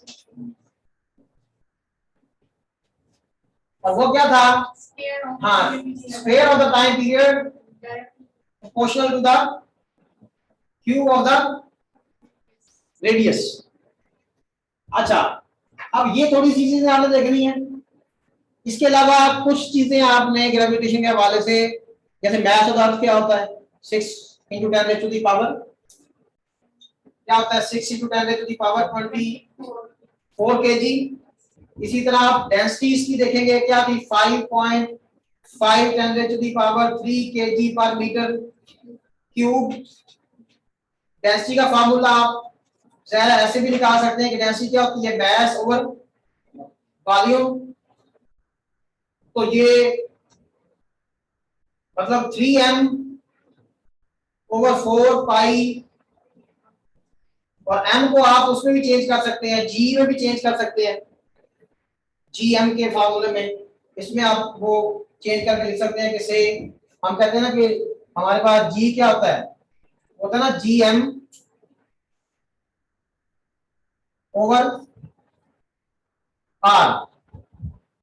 ऐसे होता है ना। तो अगर हम g का क्या लें? ये क्या आ जाएगा, तो m की वैल्यू यहाँ पुट करके भी हमारे पास g की फॉर्म में वैल्यू आ सकती है। तो बहरहाल ये थोड़ी सी चीजें हैं जो आपने देखनी है इसके लिए। बाकी असाइनमेंट मैं आपको सेंड कर दूंगा, आज भी सेंड कर सकूंगा क्योंकि आज ना असल में मैं गया था जरा, वो एक तो लोकल हॉलीडे था उसकी वजह से कंपोजिंग नहीं हो सकी। वैसे भी मेरे दिन में था कि आगे तो 2 दिन का गैप है, तो मैं कल या परसों ये असाइनमेंट सेंड कर दूंगा, ठीक है ना। तो वो आपने सॉल्व करनी है, आपस में डिस्कस करना है इसको सारे को, फिर जो क्वेश्चन कुछ होंगे वो हम मजीद पे मंडे को, क्योंकि कल तो आप लोगों की जीके की क्लास होगी और मंडे को इंशाल्लाह फिर हम इसकी असाइनमेंट भी डिस्कस करेंगे और आगे तकरीबन 2 लेक्चर्स का काम था जो आज हमने खत्म किया। हाँ जी सर एक रिक्वेस्ट है, हाँ जी सर इसको 7:30 तक समअप कर दिया करें। यही तो मैं करने लगा था, फिर मैंने पूछा कोई बोला नहीं, कहते ठीक है, मैंने कहा चलो आधा घंटा और सही। हाँ, यस पर्सनल सर, काम हमारे पे- मेरे पास भी यहाँ पे लाइट चली जाती है, फिर वीडियो रुक रुक के चलती है और सारा वो भी ब्लर जाता है। नहीं ये सर आप